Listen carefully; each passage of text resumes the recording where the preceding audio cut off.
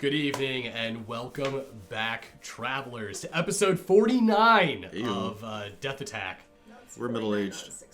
Oh, wow. It's not 69, but eventually it will get to 69. And I will guarantee you, on episode 69, it'll be an episode. it's going to be Love Boat episode 2. So, I mean, I don't know. Probably Oh not. my god, are we doing it again?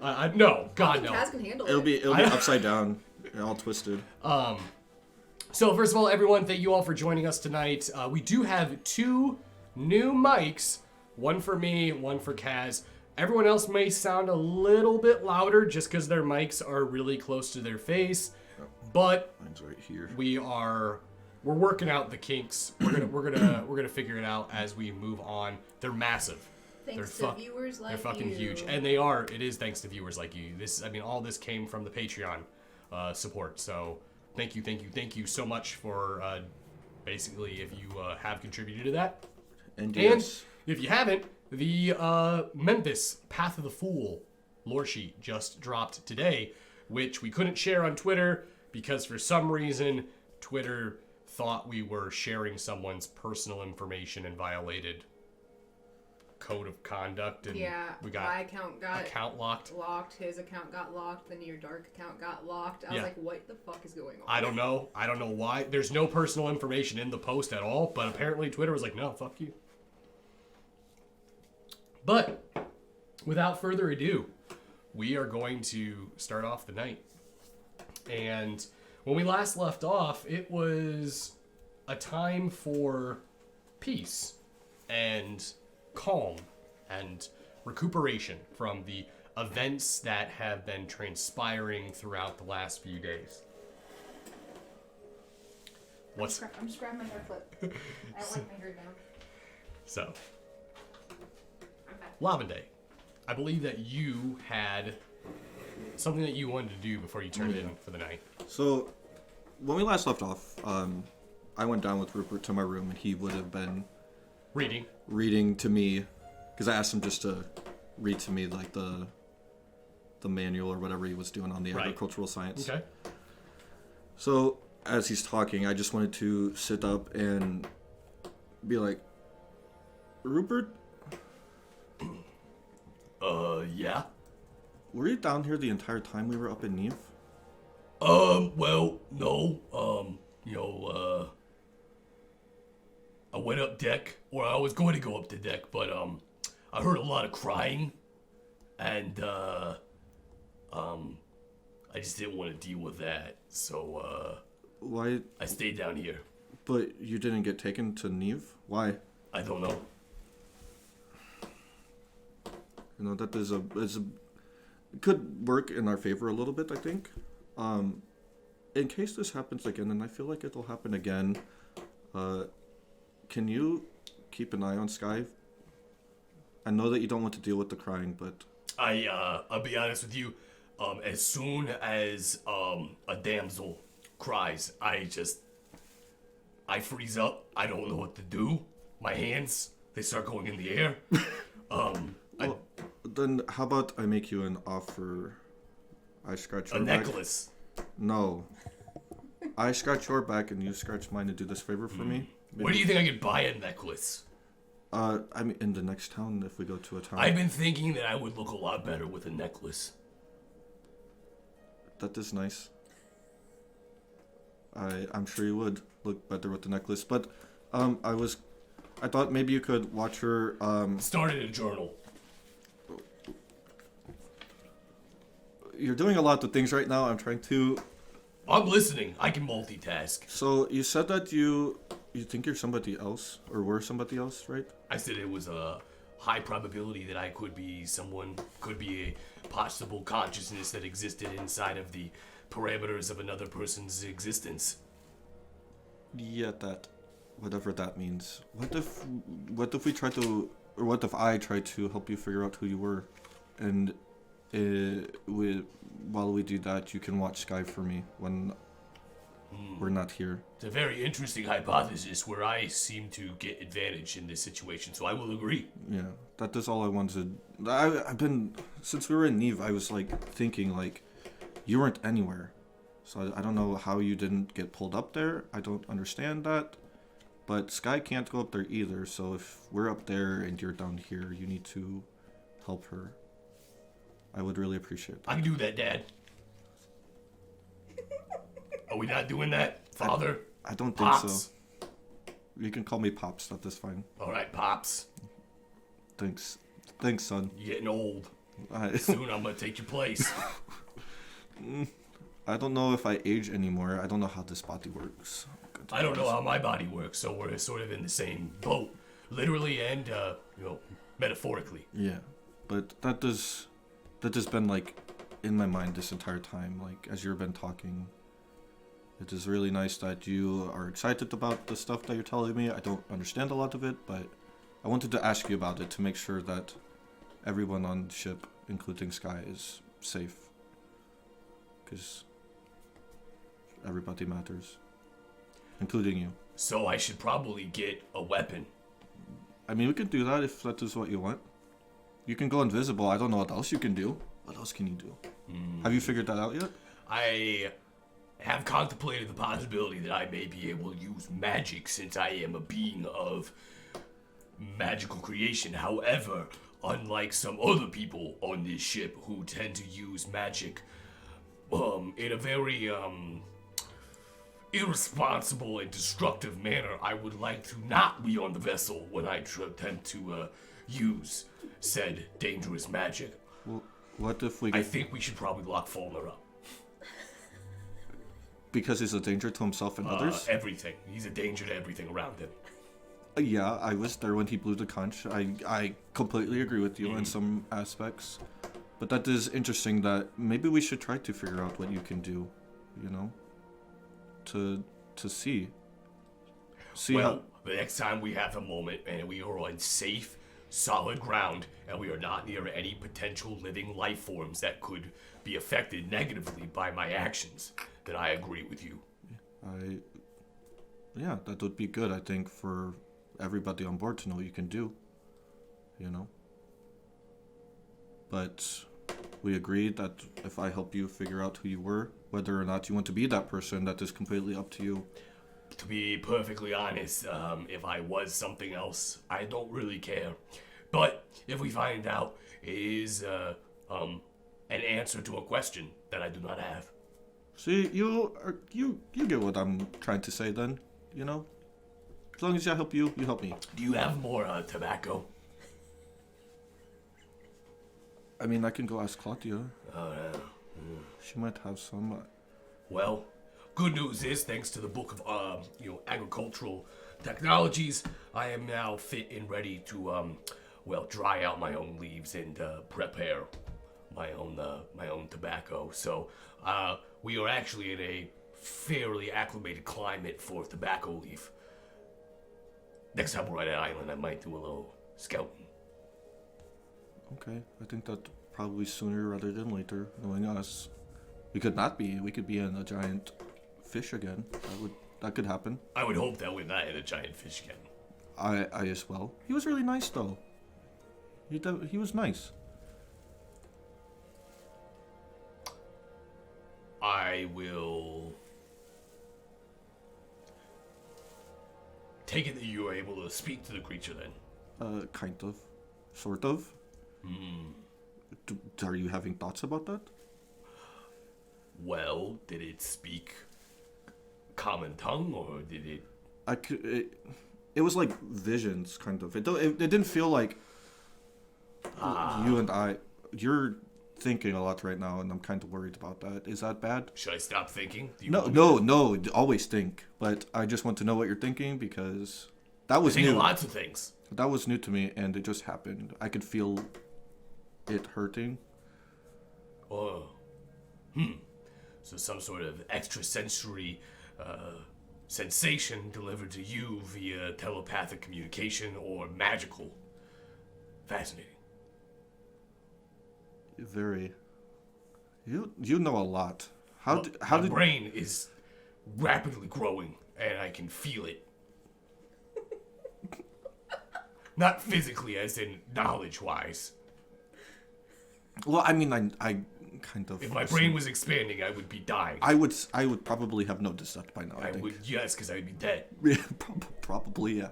I mean, you could have a big brain, right? That is...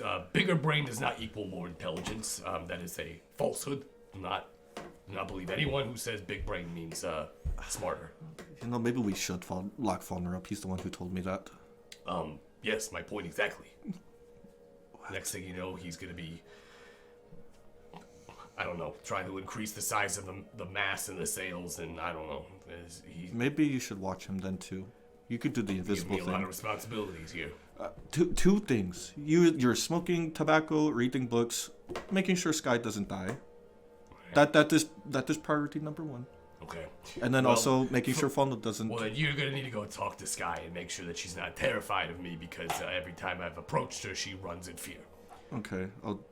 Probably actually, half the crew members seem to look at me as some sort of repulsed freak.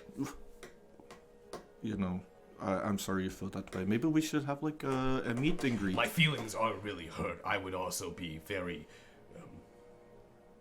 unnerved by the sight of a horrific rat abomination. You're not horrific, Rupert. You're just... I'm a 2-foot tall talking rat Rupert, with large elf ears. But you're really nice, though. How you look on the outside does not dictate how you are on the inside. I think we might be good for each other. You seem to be overflowing with massive amounts of empathy and emotion, while I seem to be slowly diving deep into a cold well of logic. Whatever that means, if that makes you happy. Also, you came for me, so I got to be nice too, I feel like. I feel like it would be really messed up if I was mean to you after On a social level, yes, that would be quite morbid. Yeah. But yeah, maybe we should have like a meet and greet. Maybe be like, everyone, this is... Also, I have another request for you. If we are now demanding things of each other or asking. That is fine. I would no longer like to be walking around in the nude. I would like to be clothed like a civil person. Or I would even accept a large potato sack. Well, I'm not going to give you a potato sack. You are a thing. I could fashion it into a well-constructed robe.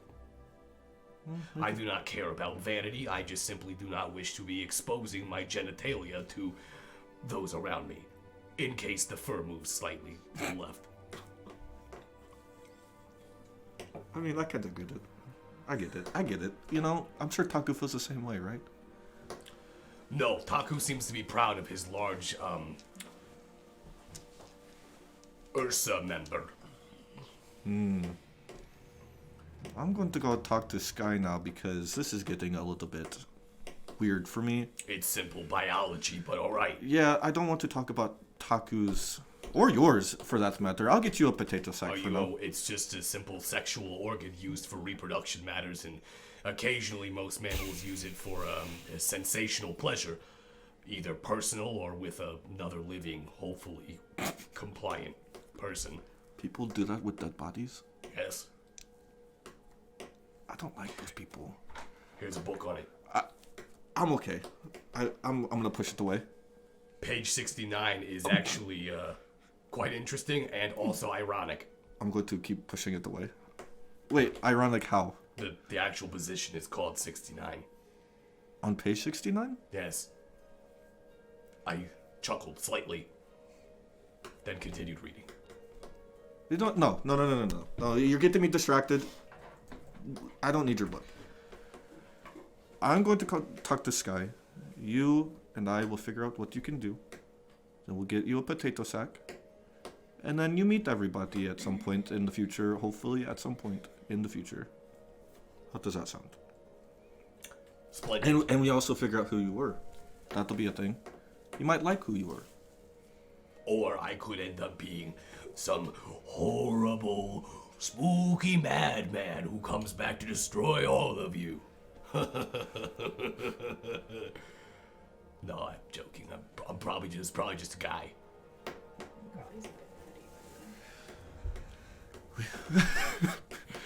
We can only hope. We've had really bad luck with this. Going to be honest with you. You've had more talking rat people on the No, ship? no, I mean, like, we end up around people in our lives that are really mean and bad. You're not that. I'm going to hold out hope on you, Rupert. But, anyway. I'm going to leave now. Enjoy your book on the dead stuff that you just told me about. And I'm just gonna get up and leave. Alright. Also, watch the floorboards. It's getting really creaky. Okay. That was my way of saying in-game. Out-of-game. The table. It's creaky. Oh! You had me... Yeah, I didn't even think about it. Oh, thank you. Our table's busted. I'm going to go to Sky's room. And... Hello? Well, as you knock on her door, she's currently not in her room. She's actually upstairs on deck. You can actually hear the sound of music as it sounds as though somebody is playing a song. I'm going to go up to the top of the deck. As you go up to the top of the deck, you actually see that the deck is quite filled. Most of the crew is up here. It appears that Marigold has pulled out his mandolin and his lyre, and has begun playing music for everyone around. And you see Sky is sitting down, listening to it as well. I'm gonna go and sit down next to Sky. So you sit down next to Sky, she looks over towards you. Oh. Hey, I know that you were crying earlier. A lot of stuff has happened in the last little bit. I'm going to be honest with you. But you weren't alone here. You know that, right? Rupert was here with you. No, I didn't know that he was downstairs. Yeah. I'm assuming that's where he was. Yeah, he was in my room. So I didn't realize or even think about it that every time we go to Neve, you cannot come. I forgot about the whole thing that we learned under the water about you not being able to be affected by magic. Yes. So in the event that this happens again, and it will happen again probably, I'm going to have Rupert watch you. Your rat pet? It's not a pet. He is a person. His name is Rupert. He's really nice. You should talk to him. He says that I don't know if I trust it. He says that you run away from him and cry. Because he looks like a monster. I mean, monster is a really harsh term for him. And he smells like an old man with cigarettes. He's a rat. What do you expect from him?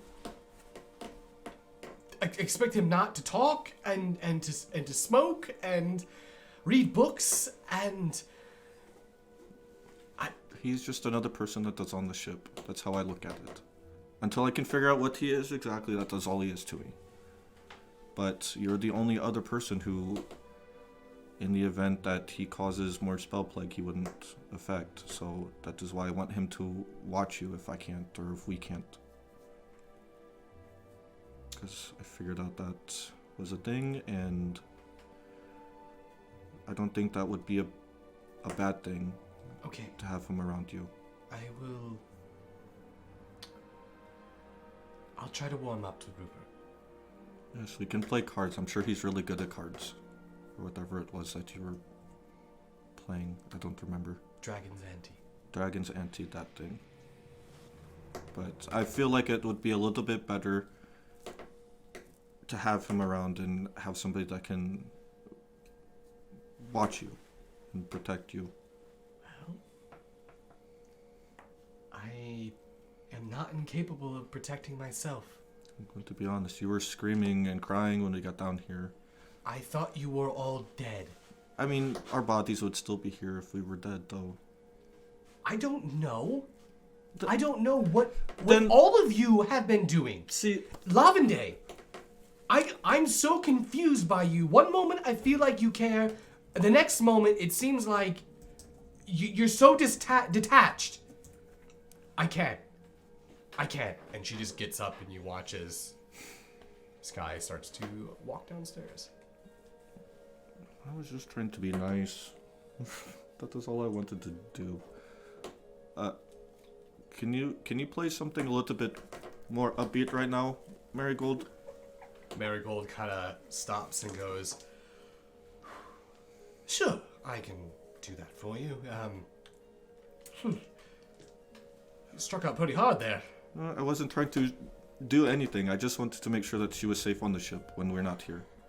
Well, maybe, confiding in her first may have been a better option. Well, I don't know how to do this, you know? You weren't there in the dream thing that everyone seems to remember. I didn't see you anyway. Were you there? I was there. Where were you? You don't remember? Not really. Because I was part of the wait staff with you. I was the fucking butler. Apparently. That's whatever that goddamn dream demon, whatever the fuck it was. Where would I be right now? Wherever you want to be. This night is a night of relaxation. So it's still that night? Yes. Alright. I'd be coming from my cabin to get my dulcimer to play with Marigold. Would I be able to hear what happened with him and Sky? Yeah. You're walking up awkwardly like, so, what's going on with Sky? Apparently nothing. I don't know. It's just complicated, I think. Yeah, it sounds like it kind of upset her a little bit. I didn't mean to. It was an accident, I think. I mean, it was definitely an accident that I upset her, but I wasn't trying to. I was trying to be nice. Like, Rupert didn't get. He wasn't taken up there. Like, if somebody could be down here. Yeah, well, you should probably make it up to her. I don't know, like a bouquet or something, and we stop at wherever the hell we stop at next. Is that all it would take? Is just like some flowers? Sometimes. I don't know, Marigold, what do you think? I mean, flowers is one way of doing it, although, it seems more like she's more hurt about where you stand between the two of you. What does that mean? I don't know what that means. Well, you brought up the dream, right? Yeah. Well, I'm just trying to be nice because, like, apparently I didn't know that everybody remembered that. Or nobody. I didn't know. And she's probably wondering why. Did something happen between the two of you in the dream? No. Not like Kaz. Like, I saw that. Kaz was pretty happy. But it wasn't like what happened with Kaz. It was like, I don't know. What do you mean Kaz was happy? Kaz isn't happy. Kaz is either horny or broody. Well, I mean, he was broody after, but I saw him with... I forgot her name from Etros, the one that he saved, the one that he freed. Lily. He stopped strumming. The one that was with the merchant. Yeah, she was there. I saw them on the lake. They seemed happy. Oh. Go on. As he starts playing again. No, Why are you so interested in it? well, I mean, there's nothing like, they were just happy. They were dancing on the lake, literally on the lake. Well, that's very romantic. I only saw it because Sky led me down there. We had the little picnic. Nothing happened. I left because I didn't feel comfortable being able to see them. And then we went up on the balcony because I knew that I used magic on her and it seemed to work on her. So maybe that has something to do with it. Well, sounds like you both shared a pretty touching moment then, and you were just sort of ignoring it with her. I don't really want to talk about it. I mean... Well, you can't run from your I don't want to hear about it, so let's play. I'm here, I got my dulcimer, let's... Today, we're gonna have to change talk topic another time.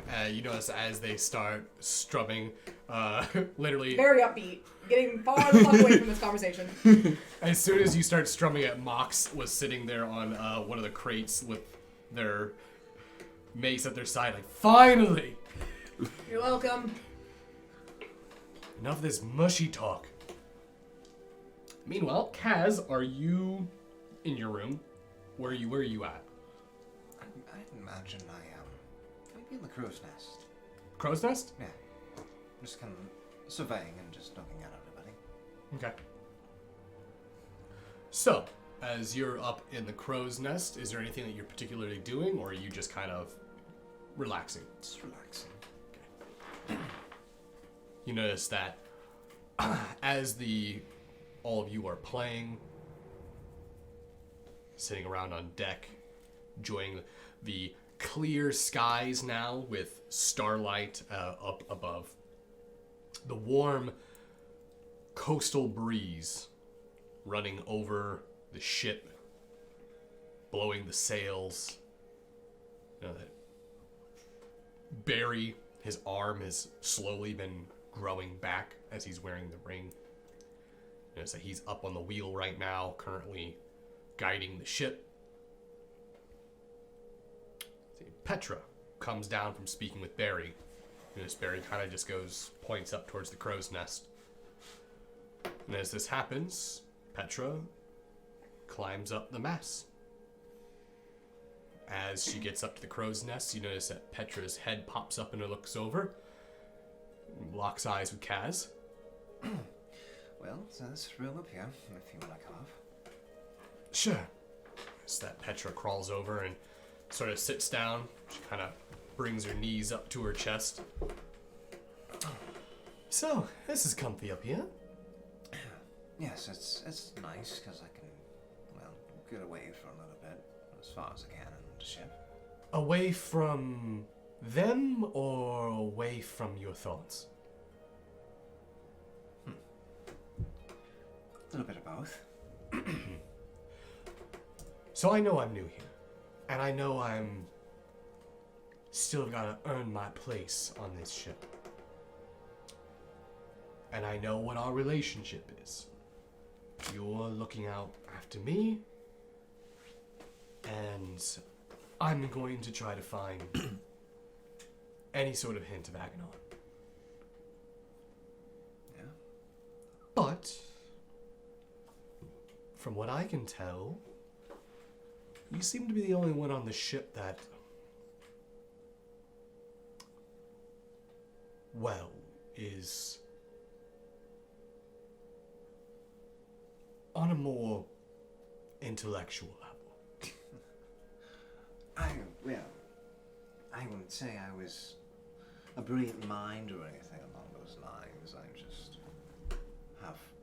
I mean, you're the only one that seems to be trained in actual magic. That was just a very... The short one with the big arms is clearly a sorcerer. He's clearly has some sort of bloodline magic.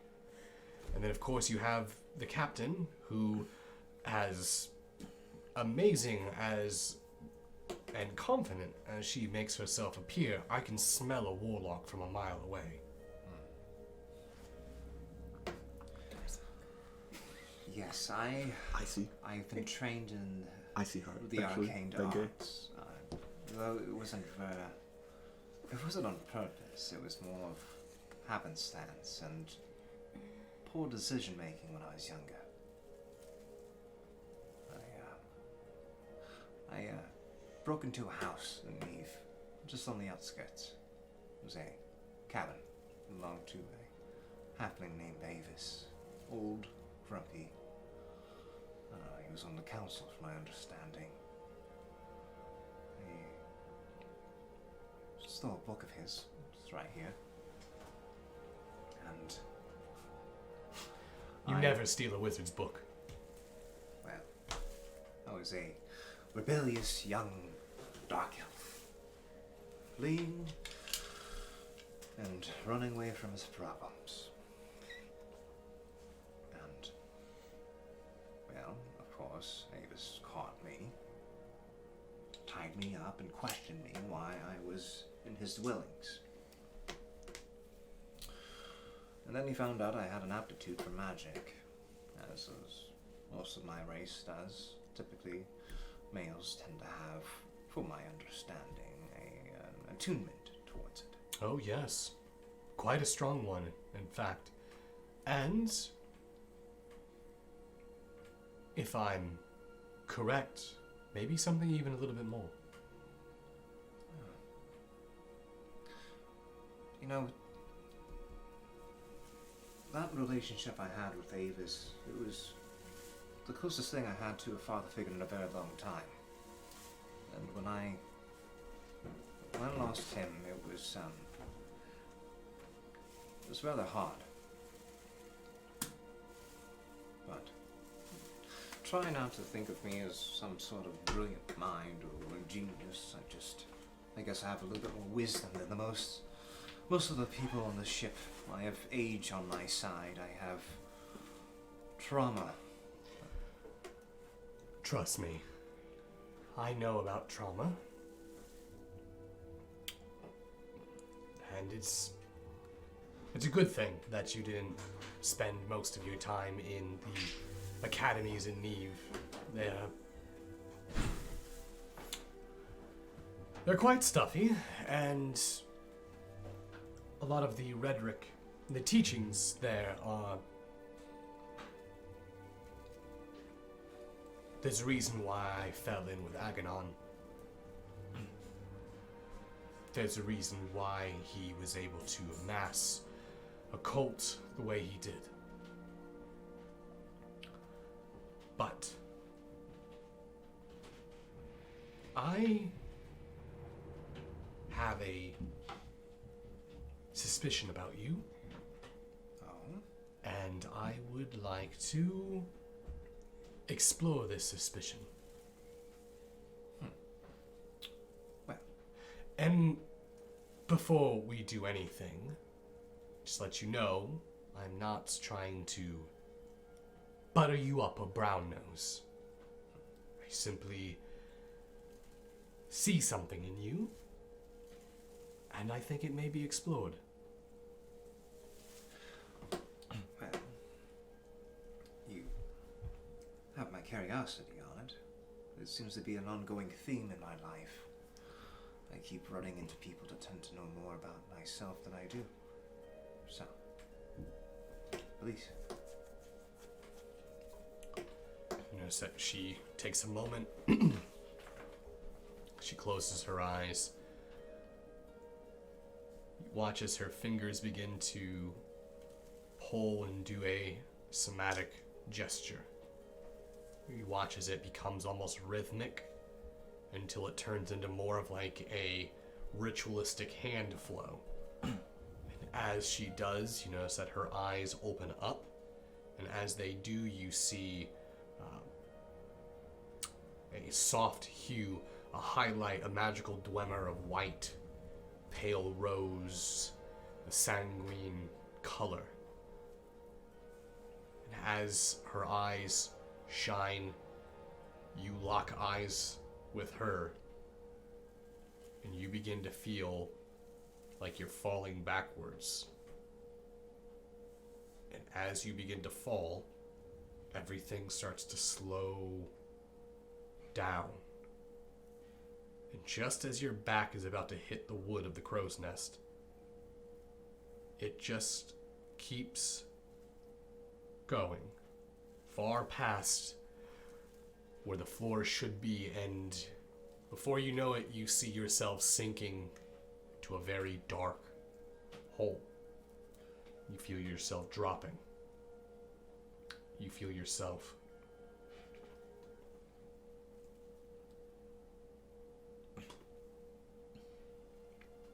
descending. As you descend, that light gets smaller and smaller before it finally disappears. And you are surrounded by pure void. Black. You open your eyes, and this is what it's like to be in a trance. This is what it's like for a dark elf to sleep. To experience nothing. Cold, dark, void. And one by one, you start to see these lines streak through the darkness. Like a hole being poked through a curtain. And a bright sun on the other side. Before you know it, you see more. As strands of light begin to pierce through this veil. As the light gets more and more, the room gets brighter. And you start to see images through the light. You see blades of grass. You see soft rolls of brush. You see golden sands, tranquil waters. Like you're peering through a blind that's chopped up. Then you hear it. It sounds like laughter. It sounds like merrymaking. It's singing. It's dancing. It's enjoyment. You see the soft, pale skin of an elf moving through your peripheral, like running through these holes in this darkness. Would you go ahead and give me either knowledge history, knowledge arcana, whichever one's higher for you. Okay.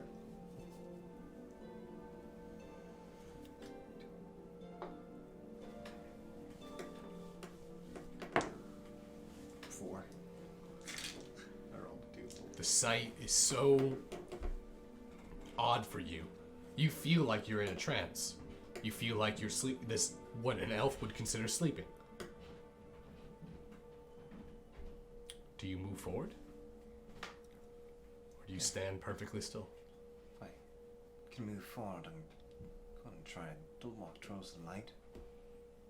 As you move forward and walk towards the light, it's like the darkness is solid matter. You put your hand on it, it feels like a wall. It feels cold, damp, like stone. Your fingers, as they roll through it, break into the light. You see the beam of light glancing off of your skin, off of your nails, and it's warm. It's like if you were to take your fingers and place them inside of the window of a warm home during winter.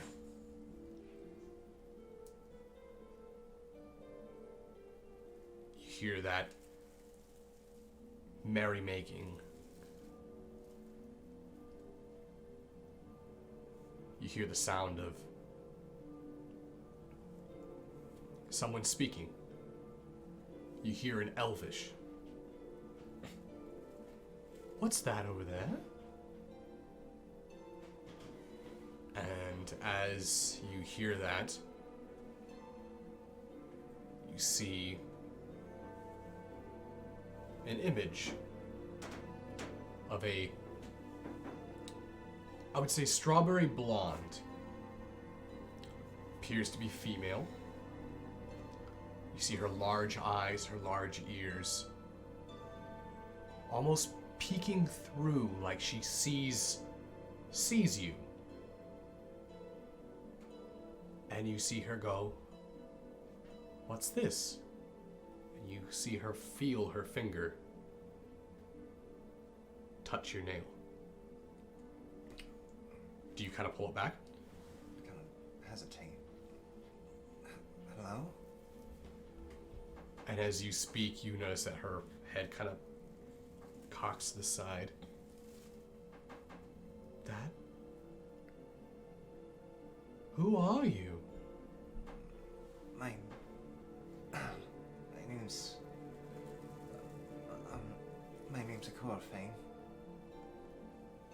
as you speak your name, you notice that the elf turns her head and she looks up.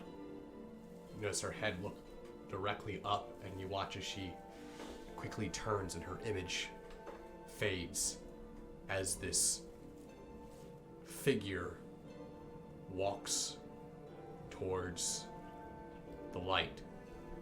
And you can see it because it creates this prismatic, almost shine through these holes. It almost makes them brighter as it moves. This entity isn't blocking out the light, it's almost enhancing it. And you see as it looks through, you stand up and you look. Give me a perception check.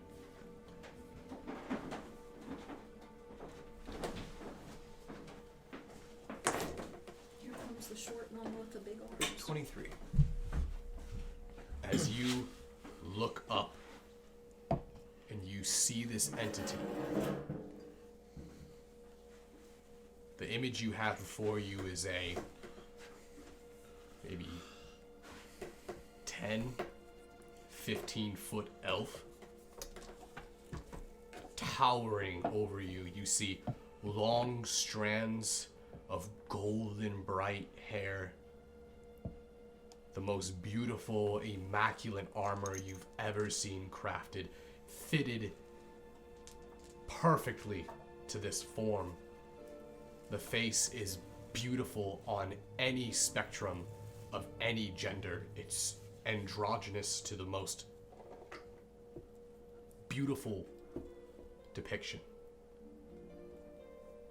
You watch as its eyes lock down with you. You see its hand move up. And as its hand moves to those holes, those pinholes, you watch as it bathes you in darkness. As this happens, you start to watch the black, like curtains, begin to tear. And as they tear, what you see before you is a library. Library as high as the sky. Books going on and on and on.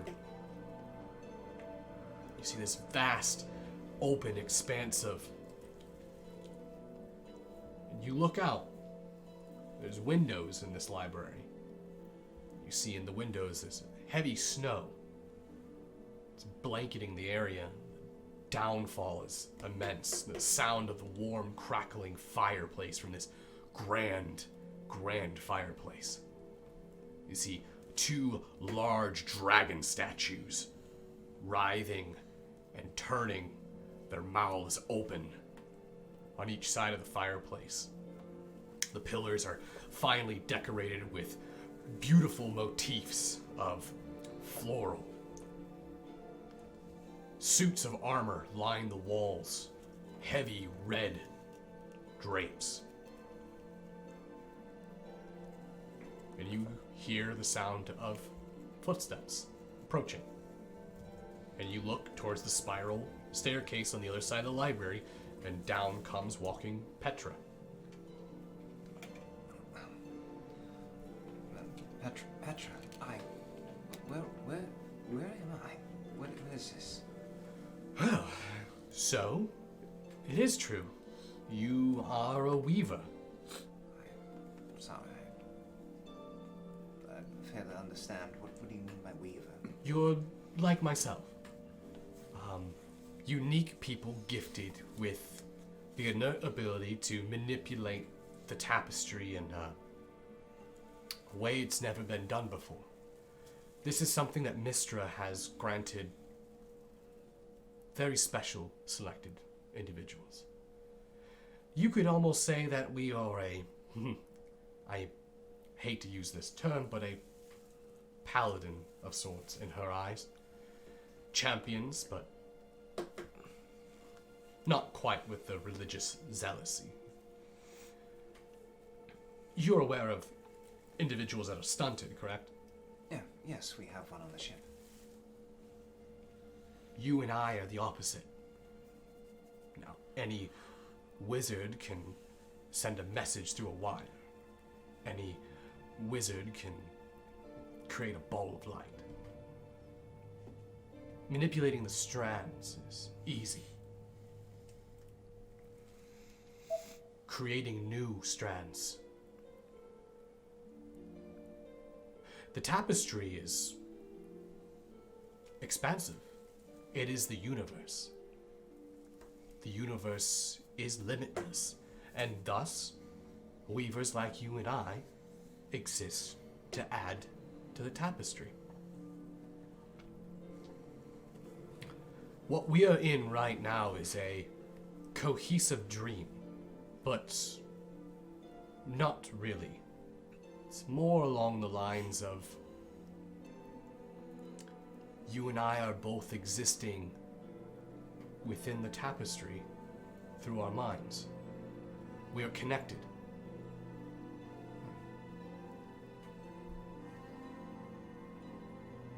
Tell me, when we're like this, can you feel what I'm saying?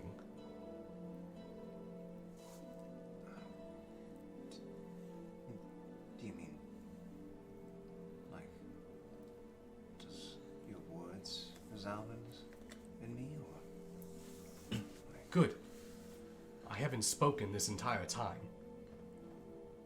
I've been simply speaking to you with my emotions.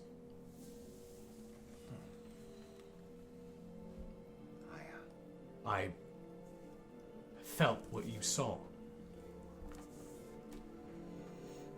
You were trying to peer into our Vandor.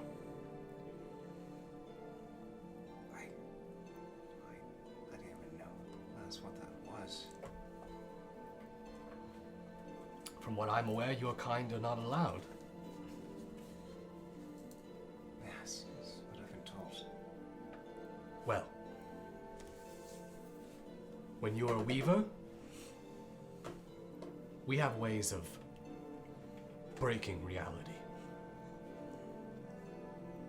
You see, Mystra chose us to keep those like the gods in check.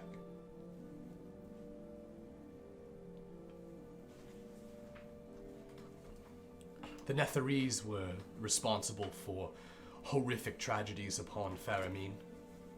Karthus' fall. The spell, Karthus' avatar, killed the first god of magic, Mistral.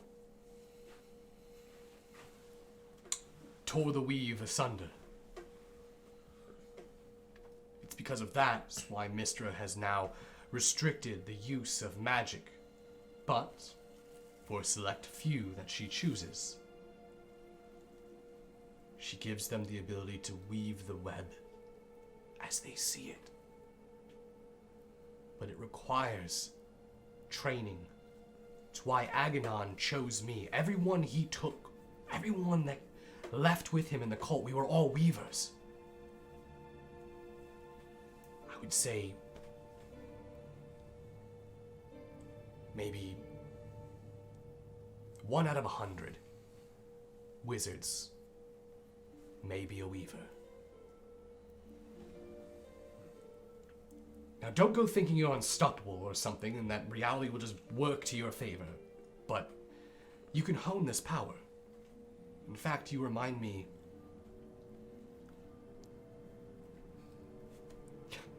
you remind me a lot of someone else. Oh. He was also a weaver.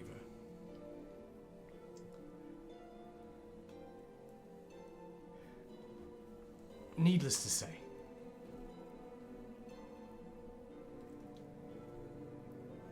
there's another portion of the weave that even I can't touch. Because Mystra doesn't have any power over it. Are you aware of the goddess Shar? I don't think I can recall anything about this goddess. When the universe was cold and empty, the goddess Shar and her sister Saloon, light and darkness,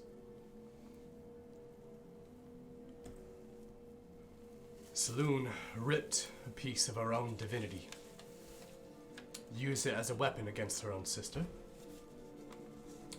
and through that created Mistral. Through that created the weave.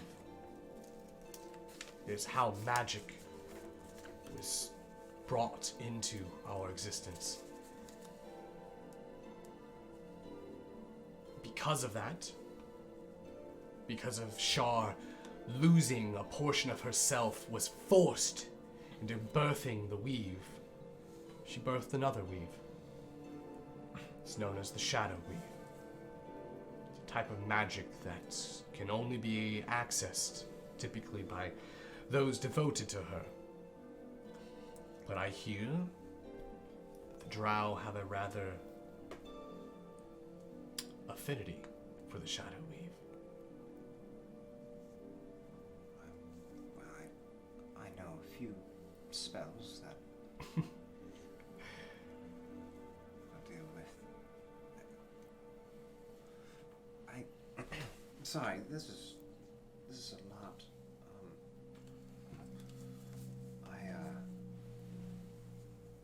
I never knew of this Shadow Weave before.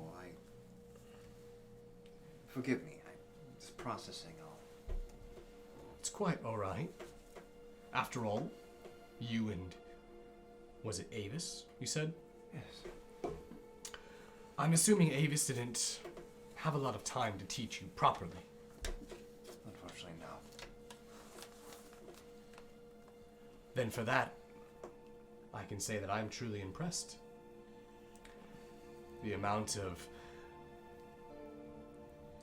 power that I can sense coming off of you is very strong for someone as undereducated. Come here. As she walks over to the fireplace.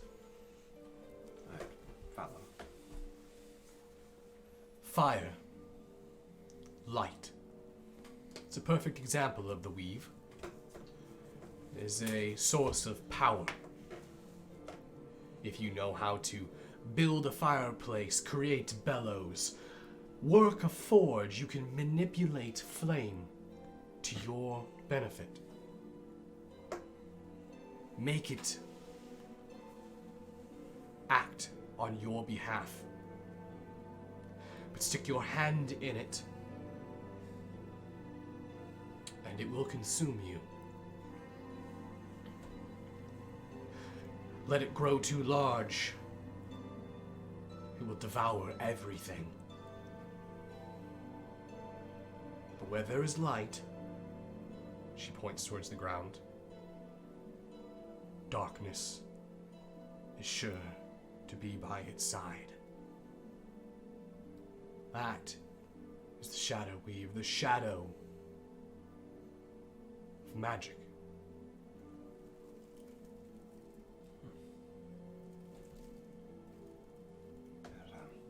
It makes sense.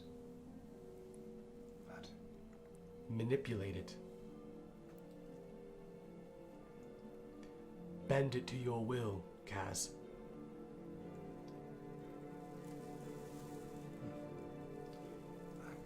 could I try? You put your hand out. Go ahead and give me a Knowledge Arcana.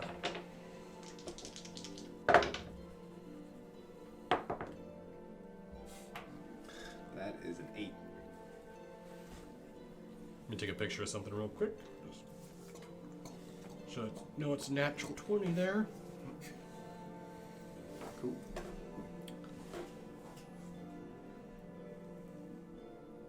As you go to reach out and touch it, Your hand touches the floor. You feel the cold ground. You seem to be confused. You're not quite sure what she means by manipulated. It's simply shadow. Look at it. Feel it. What do you feel? I feel cold, empty. It is the opposite of the weave. The weave fills us with light and warmth. It will not act like the weave. Manipulate it. Alright. I'll try again. How would you like to try? I'll give you an advantage if you give me a clever response here. Well, since it's the opposite of the weave,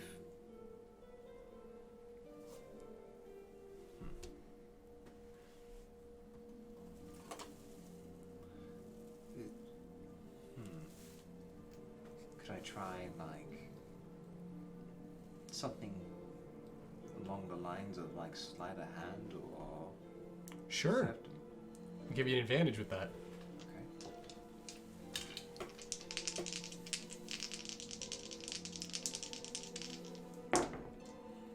That is 31. You take your hand and you look at the fire. You see the fireplace, you see the bellows. You think about all the things. You think about the tomes and the wands, all these catalysts, all these rules. And as your fingers go down to the shadow, you watch as they dip into the concrete like water. And it feels icy, cold. Before you know it, your whole hand is submerged within the ground. And as you bring your hand out, you watch as the shadow pulls from the ground. But it's not just darkness. It's black fire burning around your fingers. And then it disappears. Very good, Kaz. You can manipulate the shadow weave.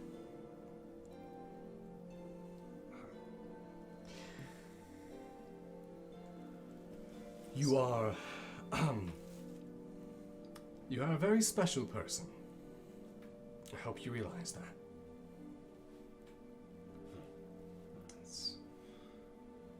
I keep getting told that, but I don't feel very special sometimes. And again, you remind me a lot of him. He goes by many names now, but I always knew him as Jace. Sorry. Who? His name was Jace. He's no longer in our realm of existence. He far surpassed that expertise of magic.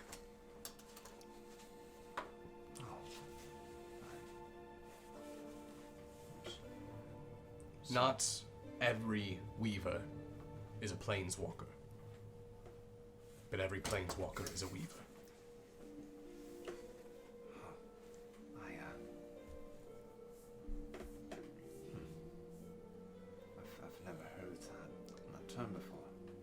are very rare and very powerful.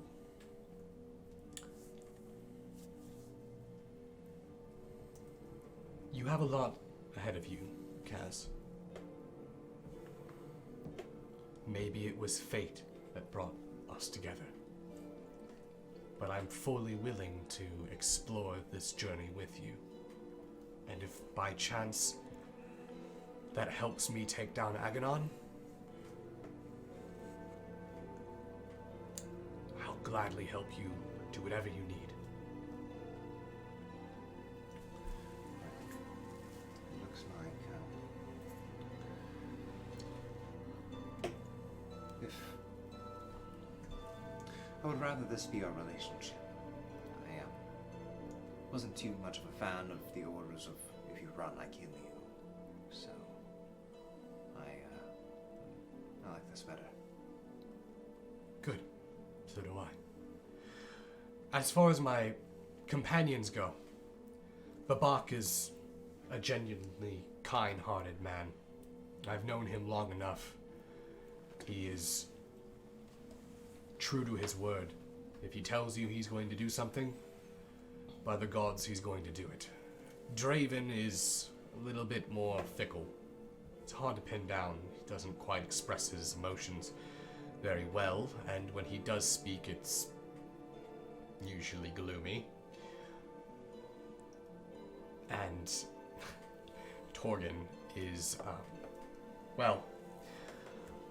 Torgen is much more like a gullible child. He is, means well, but he's quite oblivious to certain things. Mainly, anything outside of war culture. He was trained as a warrior, he's lived as a warrior, and he fully intends to die as a warrior. So, warming up to him may be a little difficult. And you know my story. So, hopefully your crew can accept us. We're willing to help. Well, I fully much accept you and your companions, and I look forward to learning more about your story, because I feel like there's much more to it. There is, but that is for another night. Yes. If you ever wish to return here,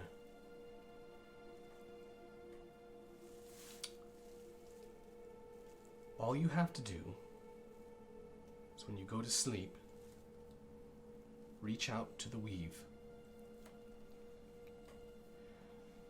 Don't think. Feel which strand is mine. And through that, we will always be connected. Weavers, no matter where we are, we will always be able to feel each other.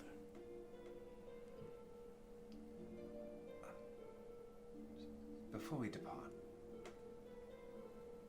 I'm sure that you dream. I do. Is this what this feels like? Is this what a dream feels like? Yes. And you can manipulate it however you want.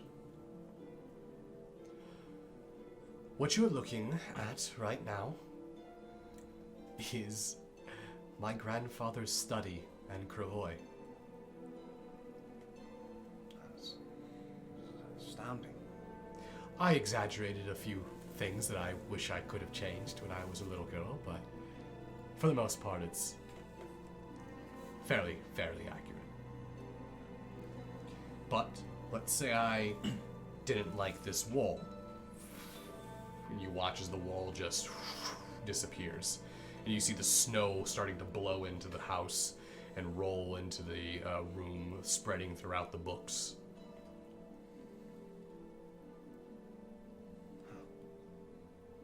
Now, what I did there is not typically what most mortals can do with their dreams. This would be considered something called lucid dreaming, but that's beside the point.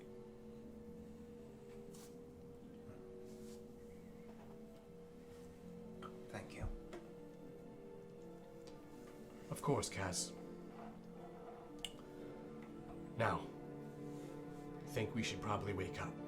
It's morning. And as she snaps her fingers, you hear the sound of the water rushing up against the boat. You can feel the hot, warm sun beating down. The wood all around you has been warmed, and you can see Petra's passed out just right next to you on the other side of the crow's nest. Well, wait for her to... You notice that she wakes up.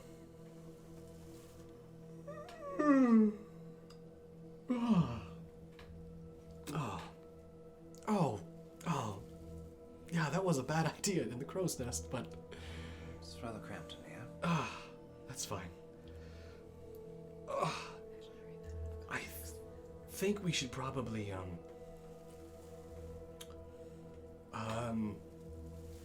she kind of like looks over down at the deck, and there's crew members that are currently down there that have already awoken for the day and are moving about. Should we move out of here separately, or do we? Yes, if you want to go ahead and go first, I'll make sure that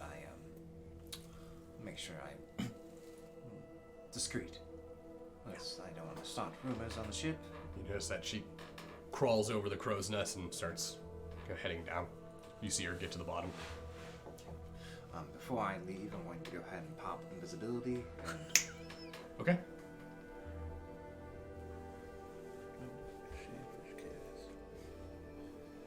Alright. And then I'm going to go ahead and send down and make my way towards my room. Alright. As you get into your room, Jess, you've awoken for the day. Damn. After a night of drinking, playing music, and honestly, it was exactly what the crew needed. Morale seemed to be up last night, and even tinsel came up at the very end before the festivities sort of started to die down. Barry is still passed out drunk up on the deck, but you are aware that most of the crew members didn't go too crazy with it last night, and that there's a big decision to be made. And as well as what information you could get from Bruka now that she has been revivified and is among the land of the living again. So I'm gonna go ahead and roll out of bed. A bunch of empty bottles clank on the floor. I have a massive headache. I'm gonna get up, get dressed, go on deck. Okay. Am I the first one? No, there's already people out on the deck. You can see that Mox and Claudia are already currently up on the deck. You can see that Claudia appears to be cleaning up what looks like vomit that's all over the deck. You can see that you can hear the sound of a bottle slowly sliding back to one side of the ship and then the other as the ship's moving through the waves. I'm gonna go stop it with my foot and pick it up. Is there anything in there? Very little. I'm gonna drink it. I'm gonna chuck it off. That wasn't booze. What the fuck was that? As you knock it back, it was dip. That was somebody had been spitting into that bottle. Yuck. Of all the things that have been evil that you have done as a DM, this is number one. What you have just done to me is unforgivable. I am quitting. Dip! Whoop. Oh, I'm gonna look around real quick and see if anyone's looking at me. No one's looking at I'm you. gonna nonchalant walk over and just spit it out. Oh. Chuck the bottle. I'm like, do I need to make a constitution? No, Oh, no. Wow, I would think that I would. Well, I It's mean, almost like that was disgusting. if you want, you can. I'm going to.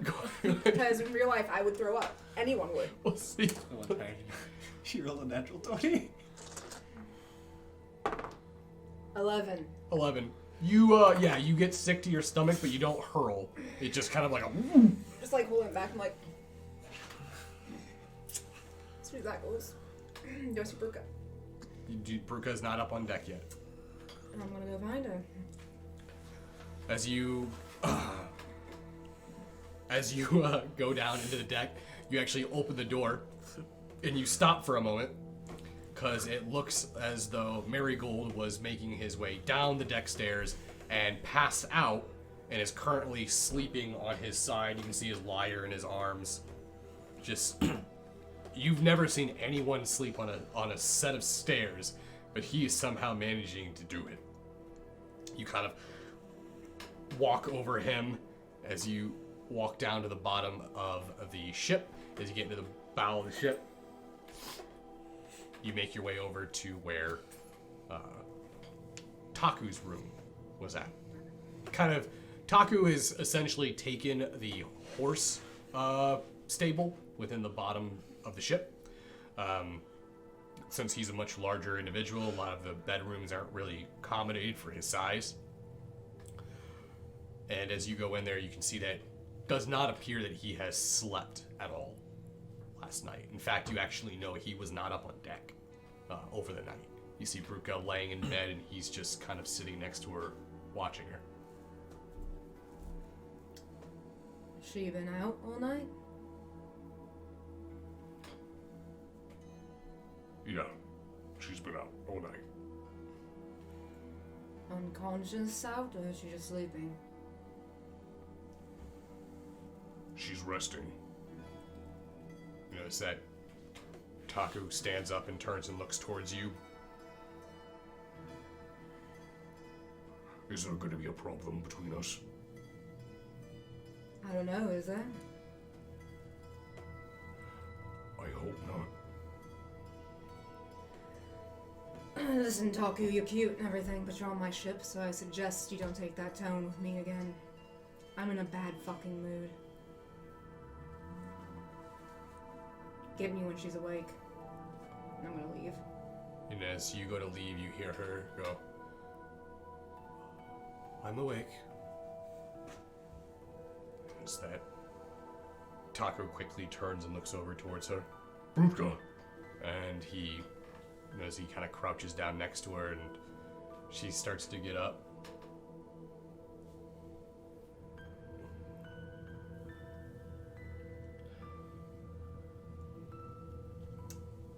I'm supposing you'd want to talk with me, don't you, Captain? Yeah, that would be why I'm here. Now I'm supposing you know what it's about.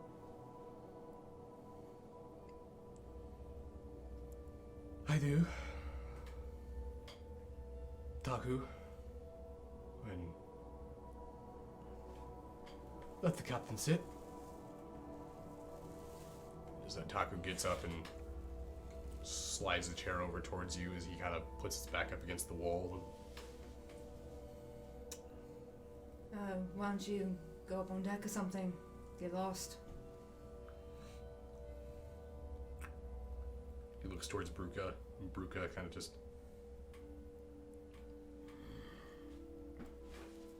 He turns and walks out.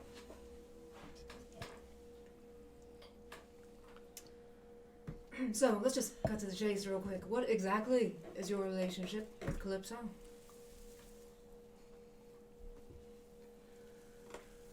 There's not really one, to be honest. There's not one. He approached me and told me that he could get me what I'm after. And at the time, I didn't really know any of you. And the only thing I'd really known was that you guys decimated an entire facility just to get rid of the mana. And granted, I wanted it gone too, but I wasn't quite sure if I could trust all of you. When Calypso came to me, he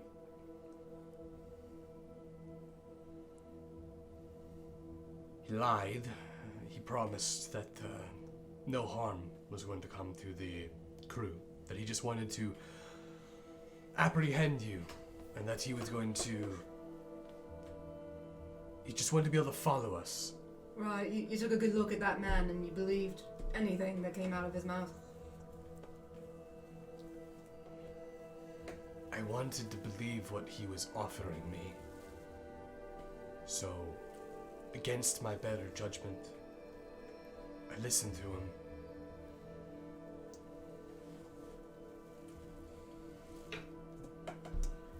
Well, part of me wants to call you stupid for that, but I also can understand. So, I'm gonna let this one go, but I expect you to help me find him. I've been thinking about that. And I'm sure that Taku will not want to put me in any further danger, but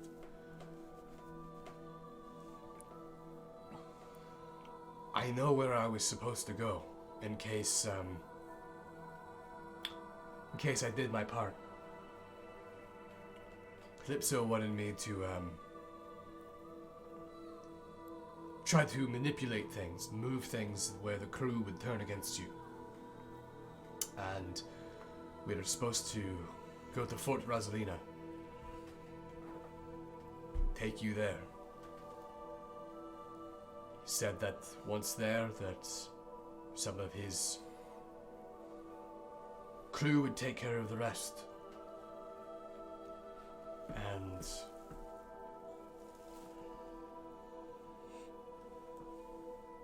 that's when they would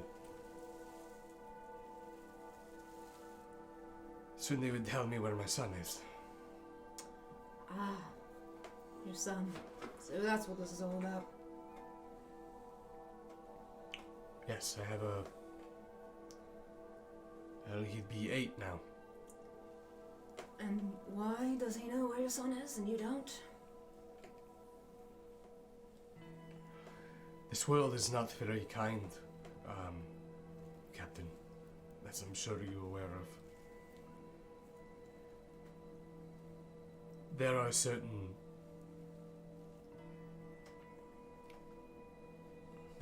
people that believe that tradition is more important than family.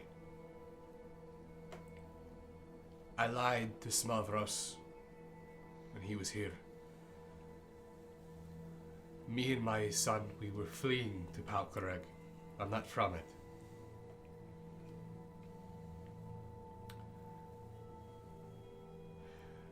The tribe that I was born in have been very, very bitter rivals with Smavros' clan for a long time. And I wanted to slit his throat in his sleep. And there was a moment where that was the reason why I agreed to help Calypso. On their way to Palkareg, there was an attack. And they took him. And I don't even know he's alive.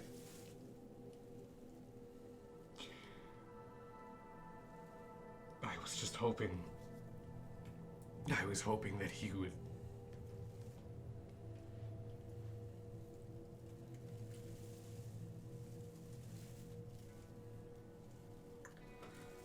Yeah, alright, well, you've been through a lot, so, I'm just gonna get out of here now. So, I'm gonna, like, awkwardly pat her shoulder, kind of. Let's try to keep the, backstabbing at a minimum while we're on the ship, Also, can you keep your bear in check?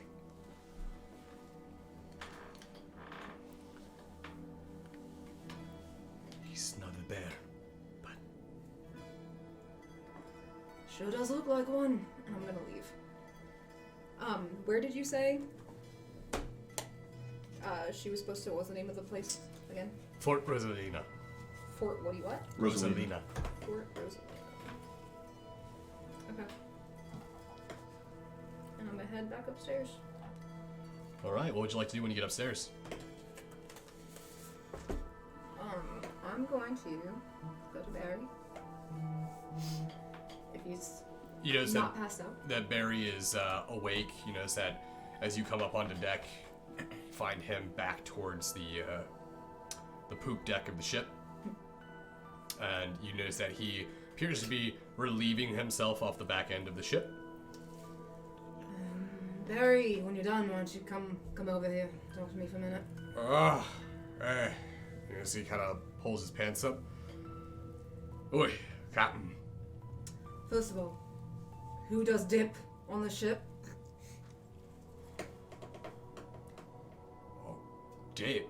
Who chews tobacco? Yeah. The only person I know that chews tobacco is Tinsel. Alright, well, I want you to find it, dump it all off. I never want to see it again. Second, Alright, sure. don't ask. Second, we're gonna go to Fort Rosalina next. Fort Rosalina? Why blast are we heading there? Because according to Bruca, that's where Calypso should be. Well, by Umberley's tits. Alright. Sure. I'll get the ship ready. Do we got a plan? Or we just gonna... Figure we start heading that way and figure it out as we go. Alright. Because Fort Rosalina's a Tuchagol fortress. Why the fuck would they be there? You think he's... You don't think he's got like himself a whole fucking fleet there, do you? If we're gonna head there, I do suggest that maybe we should go by the cover of night. Oh yeah, we're not just gonna pop in there willy-nilly. Alright. Alright, well, my head's already killing me, so the work will help me get through it. As he gets away, he's like, alright, you all lily livers, it's time to wake up. We got some fucking work to do.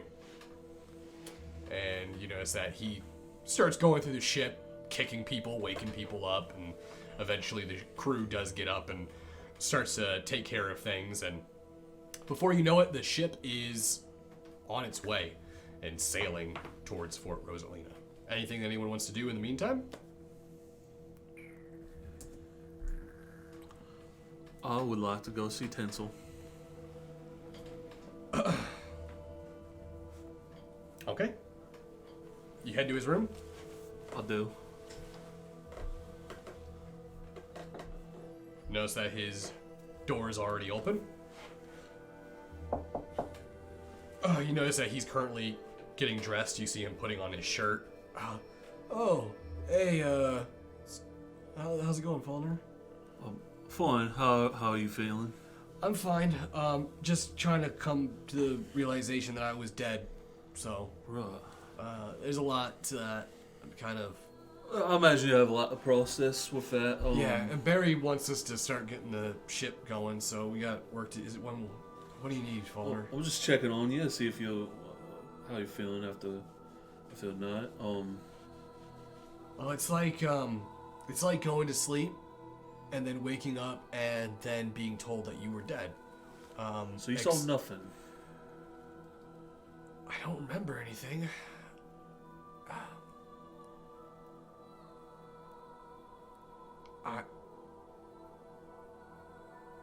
I do remember the sound of clocks, like gears. Really? That's it. I don't remember seeing anything. I guess it's better than nothing. Would be a tragedy. I don't know. If there was the sound of nothing. clocks for eternity doesn't sound fun either. I mean, true. Honestly, I would just take the silence. True, I guess. To each their own. Well, just want to check on you. Hey, thanks. Hakan told me that it was, you're the only one that said anything. Don't mention it, mate. I already did, so thanks. I mean, I gotta have someone making bombs on the ship, right? You're good around here, but it's nice having you. I'm glad you're feeling okay. You should get back to work though, and I'm gonna go. right. Anyone else want to do anything before transit? Okay. I'd like to call a meeting with us in my quarters, as well as Barry. The group and Barry. Yeah. Anyone else? Brutka. Brutka. Okay. That's it. Yeah. All right. So Barry comes and grabs everybody, brings everyone to the captain's quarters. As you all file in eventually, and then Brutka comes in as well. So, as you all may know already, we're gonna sail to Fort Rosalina. Did we know this? You Did guys just have been now know hearing this? whispers and rumors, you know. I knew throughout the it. ship. I knew it the entire time. Of course. I don't really know what it is, but you know.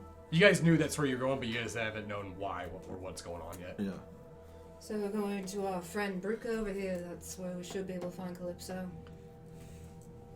Right, so, as far as Calypso goes,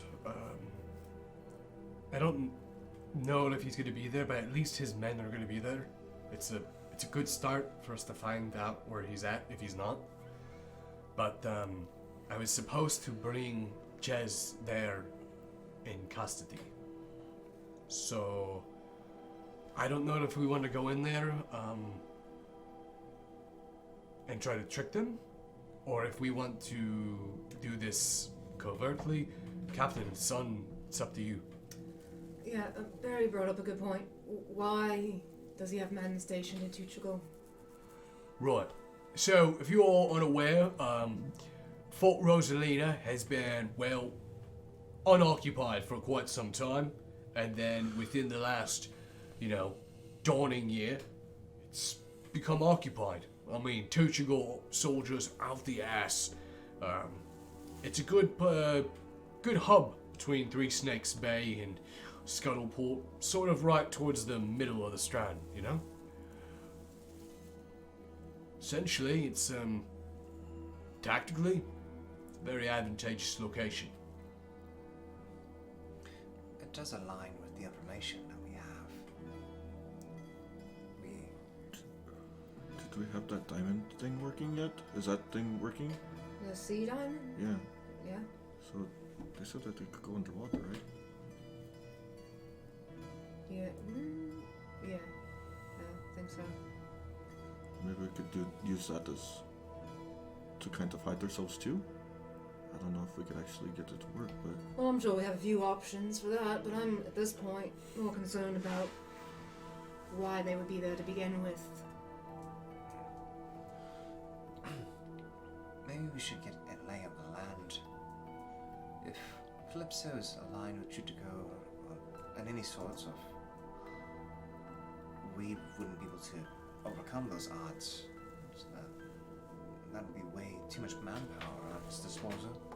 Right, Cass has got a point. If there is a full army there, then there's no way we're going to be able to take them out. So, if that's the case, Lovinet's got a point.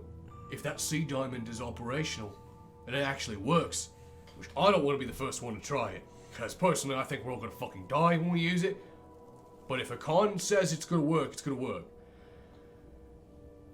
If we could use it to hide the ship, then we could have a covert team. Leave the ship, get on the fort, do this under the cover of darkness.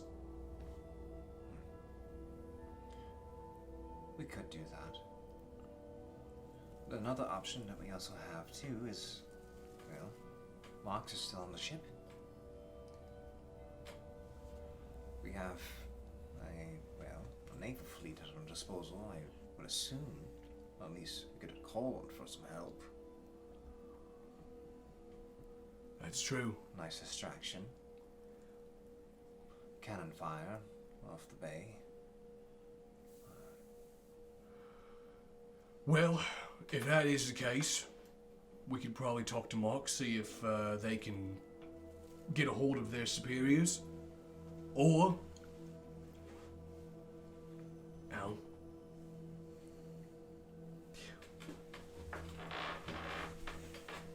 But then again, this is all speculation. We don't really know what's going to be at the fort when we get there. For all we know, it's empty. So there's no point in calling in the cavalry yet if we don't know they're going to be there. That's true. We also have to count on an old Bela. Which we haven't seen a lick of yet. Yes.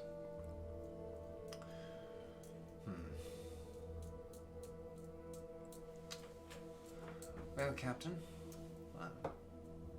my input would be survey the land, get a better idea what we're up against.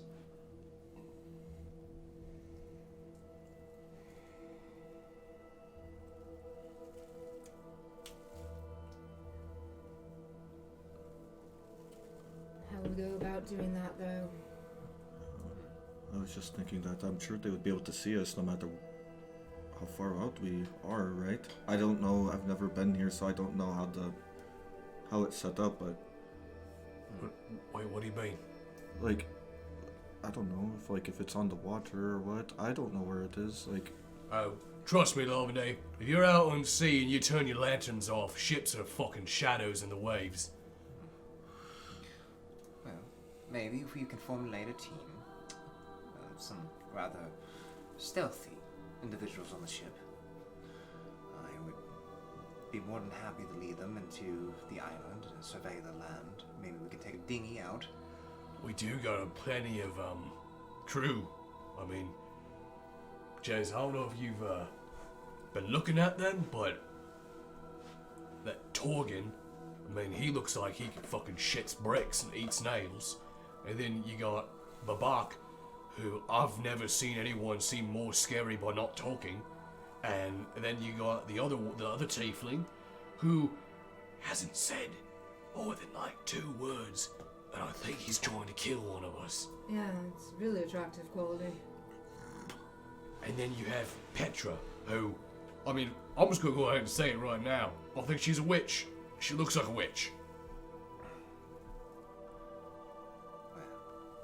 Wizard. Or wizard, if that's the word you want to use. All I know is if I wake up with a 7-foot-inch nose, then I don't want to. I'm pointing Alright, fingers that's at her. enough, Barry. That's enough. Just being rude now. Alright. We'll sail there. We'll stop at a safe distance. We'll send in a team. Scope everything out.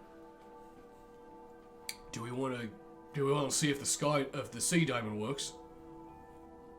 Do we need to? Do we need to risk it? Lavender, can you turn into a bird? I don't know. I've never seen him be a bird before. I've never been a bird before. Well, you've been. No, man, he was a spider. Can you try? Be a bird. Just believe you can. I'm not high enough level. It's not happening. Alright, well, he tried. We'll go like a dolphin. You've been a shark, right? Yeah, I've been a shark. God, that took a lot out of me.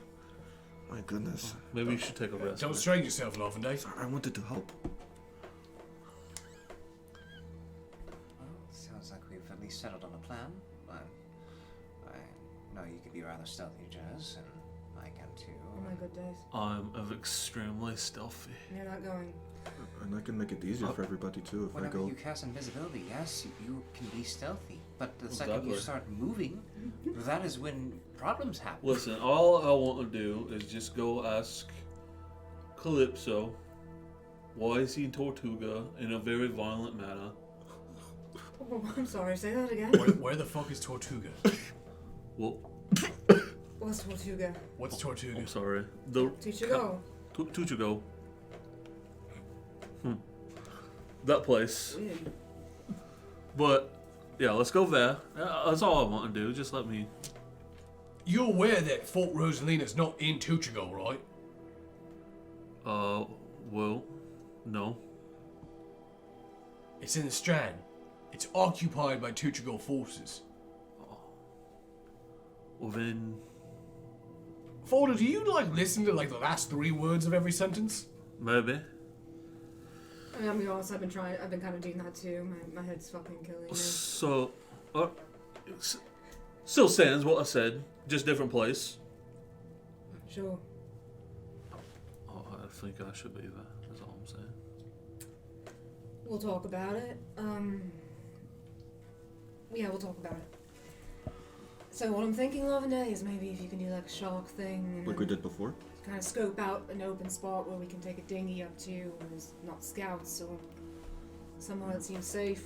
I could probably do that. Would Calypso recognize any of us aside from you? And He's Barry? seen- Yeah, he's seen all of he us. has seen us. We sort of were in that We were whole fighting and bar pull my fight. shirt down. Remember all this? That was the thing. Do you remember blowing up the building that we were Remember in with him? His creepy I do. backwards fingers. You saw him, right? But like, he probably doesn't remember us, right? Like He maybe probably you. does. It sounds like he's kind of obsessed with me, actually. So he probably has tabs on all of you. To be fair. I kind of cut his head off. I tried shooting him with arrows a lot too. He probably didn't like that either. I hit a lot of other people though. It was an accident. Don't tell anybody. So yeah. I no. wouldn't dream of it. Insinuating that you don't need to disguise yourself or anything, it's going to be no-go, because he's going to recognize you if he's there. But I could disguise myself. You should disguise yourself, yeah. Done. Alright. Where was that conversation going? I was going to scope out Right. and try to figure out where we could go in safely. I think that was the main thing. Alright. Great. Is that the plan then? Are we all agreed? Sounds good to me. Sounds like a plan. Fawn, I really feel like you shouldn't come with. What the fuck else am I gonna do? Just hang out and so. You like him a lot, right? You gonna leave me on the ship? All I'm part of this crew too. we would be doing, Everyone no. on the ship is part of the crew, but doesn't mean everyone's coming with us. Foner, you're probably better here. You know, we're just going to scope things out. We're not going to go at them head on. I'll tell you what. How many days travel? Hours? How long is Well, it we'll gonna be take? there by tonight, Jez. Wow. How many hours do you think? He kind of like opens up the door, looks up at the sky. I don't know, 6 maybe? You have 6 hours to sneak up on me and surprise me. Actually, no, Kaz. You have 6 hours to sneak up on Kaz. Fuck whatever. I'll stay here. No. Don't blame me if No, you guys no, get in no, trouble no, and no, you no, need no. someone to fucking save you. Just send me a message if you need someone to save you. Alright, just saying. 6 hours to sneak up on Kaz. If you can do it successfully, you're coming with. If you just don't care, then don't do it, I guess. It's up to you. We're all dismissed. We're up. Yes, that everyone starts to leave Jez's captain's quarters. Is there anything that you guys would like to do? I would like to use whatever I can to clean my mouth out thoroughly. Because I am still very grossed out. I hear alcohol would clean it. Yeah, probably alcohol. Sure, why not? Let's just You clean it out with more alcohol. I'm gonna swish it around and spit some out, and then drink the rest of it. Okay. As you take care of your mouth, 3 of you, anything you guys like to do? Since we got a little bit of time, can I go down and ask Rupert what was in the journal? He said Journal? the one that he said he started. Oh yeah. Yeah, I want to know what's in it. Okay. Daddy wants to know. Ew! I gotta go.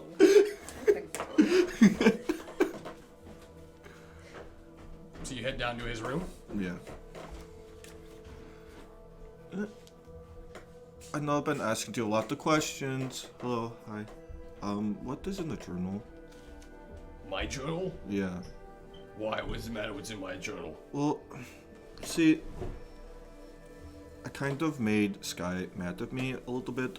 So I was thinking maybe I don't know what's in your journal, but maybe it could be something that helps us figure out who you were.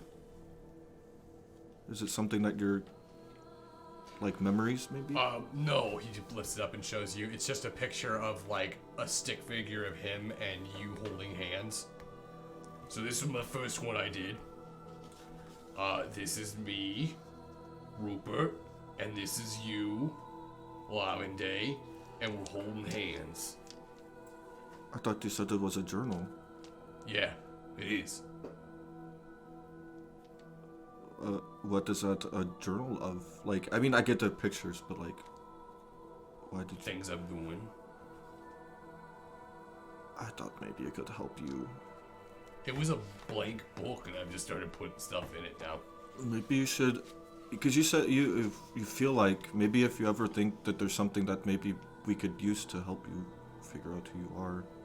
I was hoping that we could use that, and maybe Sky, give her something to do. I told her that you were going to watch her. She didn't seem to like that very much.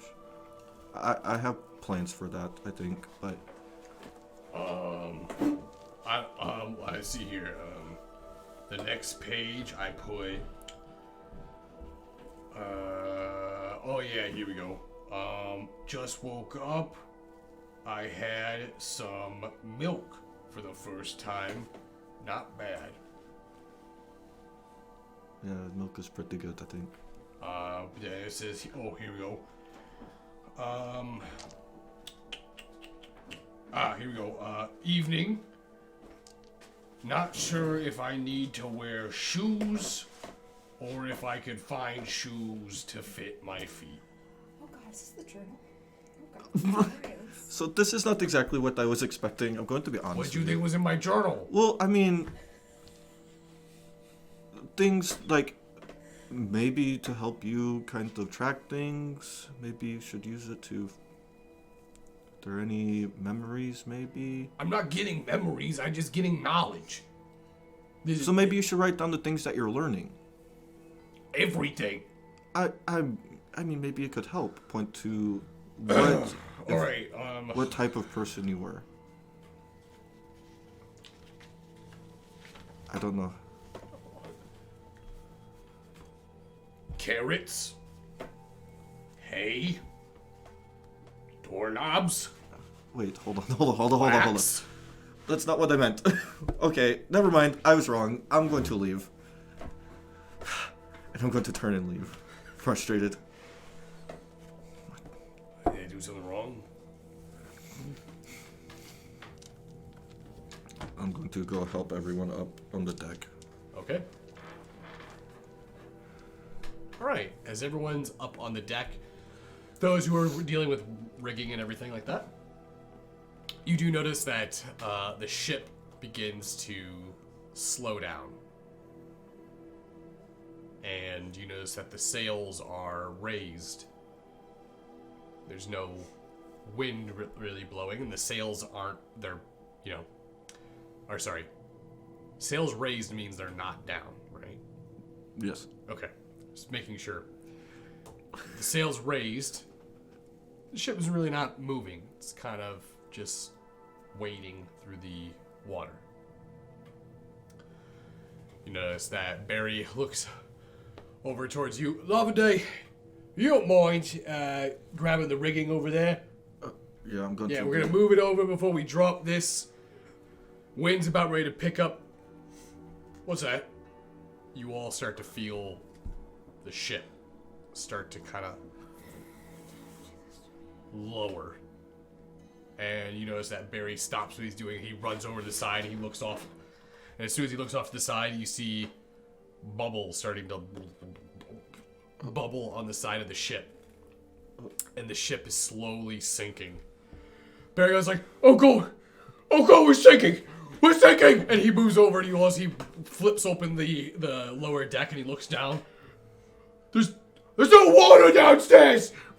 What? And as soon as the water is about a foot away from the edge of the railings, get to the point where the water is about to spill over, Barry comes back, just panicking and freaking out. And he's like, alright everyone, kiss your asses goodbye, because we're all dead! Barry, stop being so dramatic. We've been swallowed by a fucking Leviathan, alright? And as soon as the ship drops below the level of the waves, you see this water wall starting to form around the ship.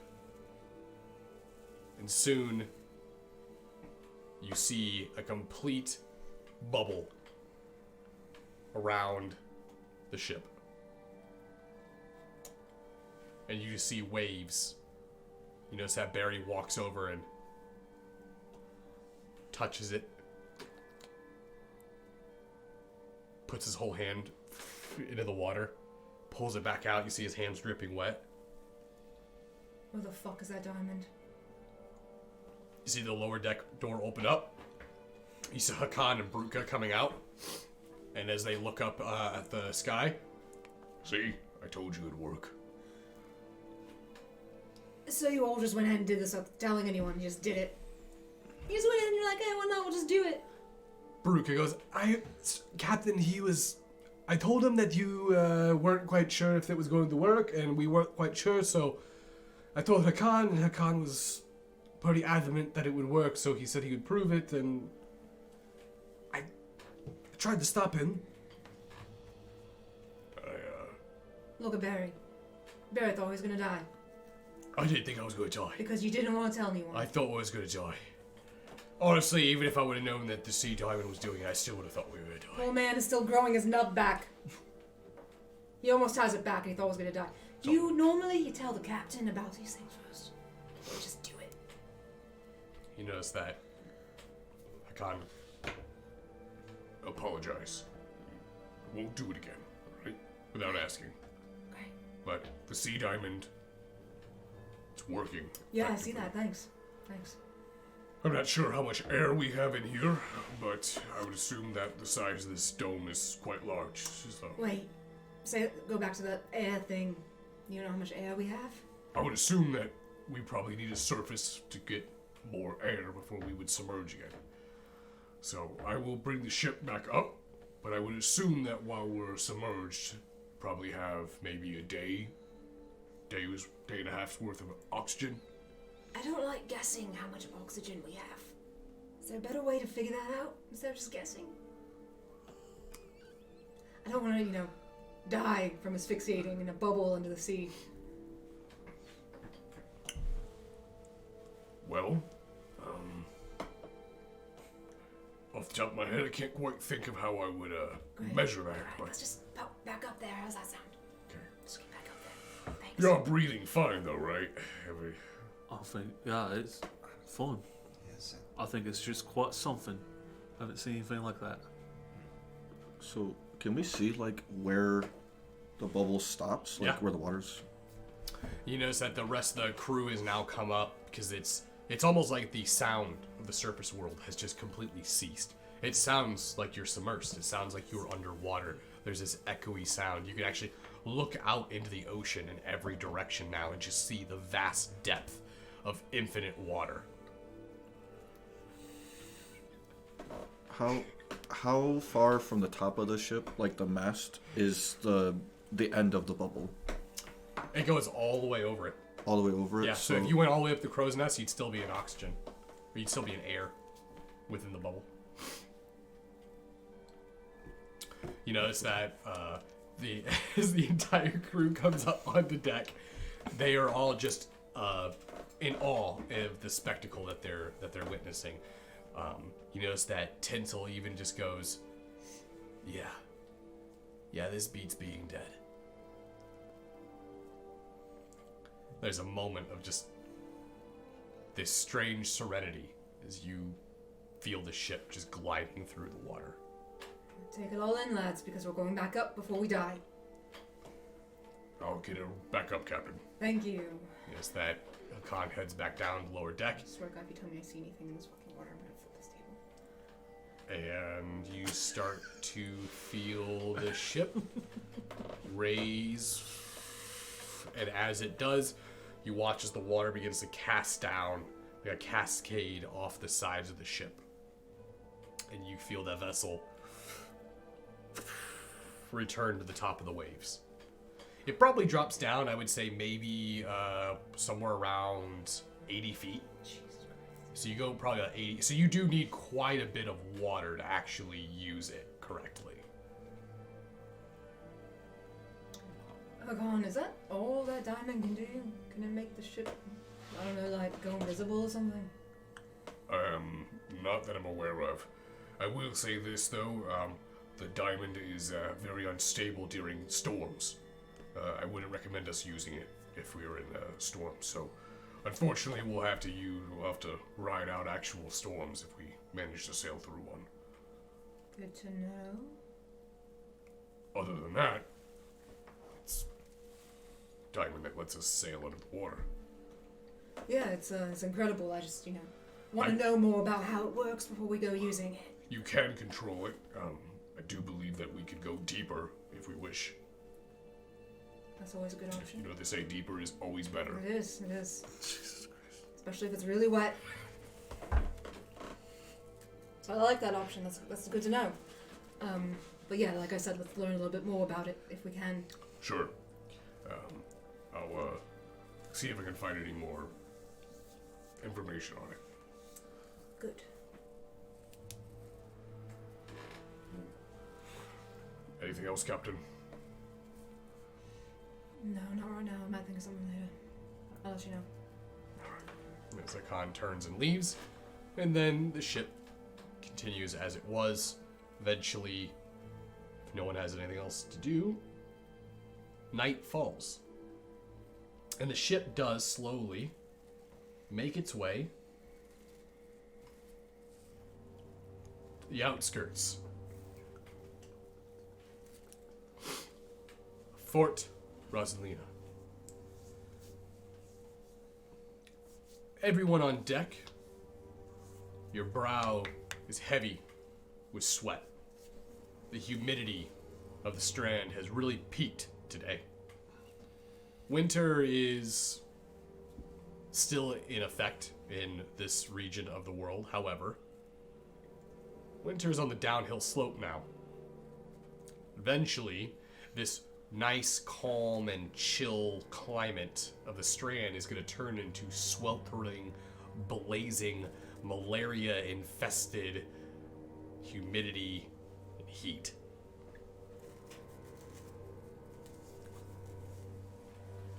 Tonight is one of those nights. It's a little teaser of that. As you look upon the darkness of Fort Rosalina, it is actually a quite large island. There is a fort that's visible from the distance that you guys stopped. You're probably about a mile away. Barry has extinguished all light on the ship, and the sails have been changed jet black. Unless someone was really looking for you, at this point, you're probably a speck in the darkness. Who's on who's on a spyglass? Go ahead and give me perception. You do it with advantage since you're using the spyglass. Ooh. That will be a 15. You manage to hold a spyglass and look onto the island. To your surprise, the fort is not as occupied as what you were thinking. It does appear that it is occupied. You can see the fire lighting the fort. However, you only see 2 ships. 2 large ships, 2 ships nonetheless. You recognize one of them instantly. It's the Slice and Dice, Jack Shriver's personal vessel. According to the information at Three Snakes Bay, it was one of the people that was part of the ambush. As you turn and you look over towards the other one, you recognize that as Barbossa's vessel as well. Seems as though the 2 of them must be awaiting something, or maybe they stopped here to resupply. Nonetheless, you don't see any Tuchigol ships. There is, however, a good amount of smoke rising from the waters just east of the island.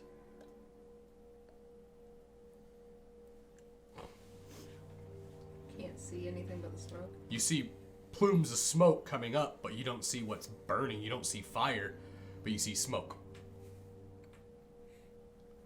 Is there a way for us to get closer to it without being an eye shot? If we go around towards You could go around. You could go around the island. That's the jungle side of the island. The portion where they're at is on the fort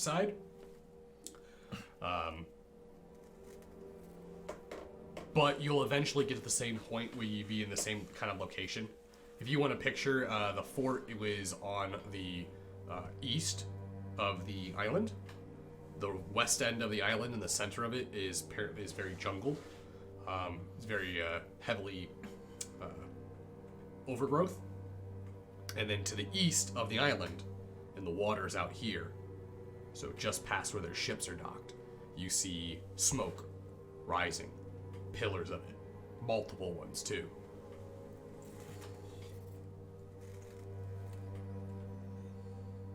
Is there anyone around me? Everyone's on deck. Everyone? Am I the only one that can see smoke because it's spyglass, or you could probably be able to see it without it? Yeah, you guys could probably see the smoke too. It's faint, but you guys can see it. Well, that's not good. I'm assuming it's a ship. It's on the water, from what I can tell.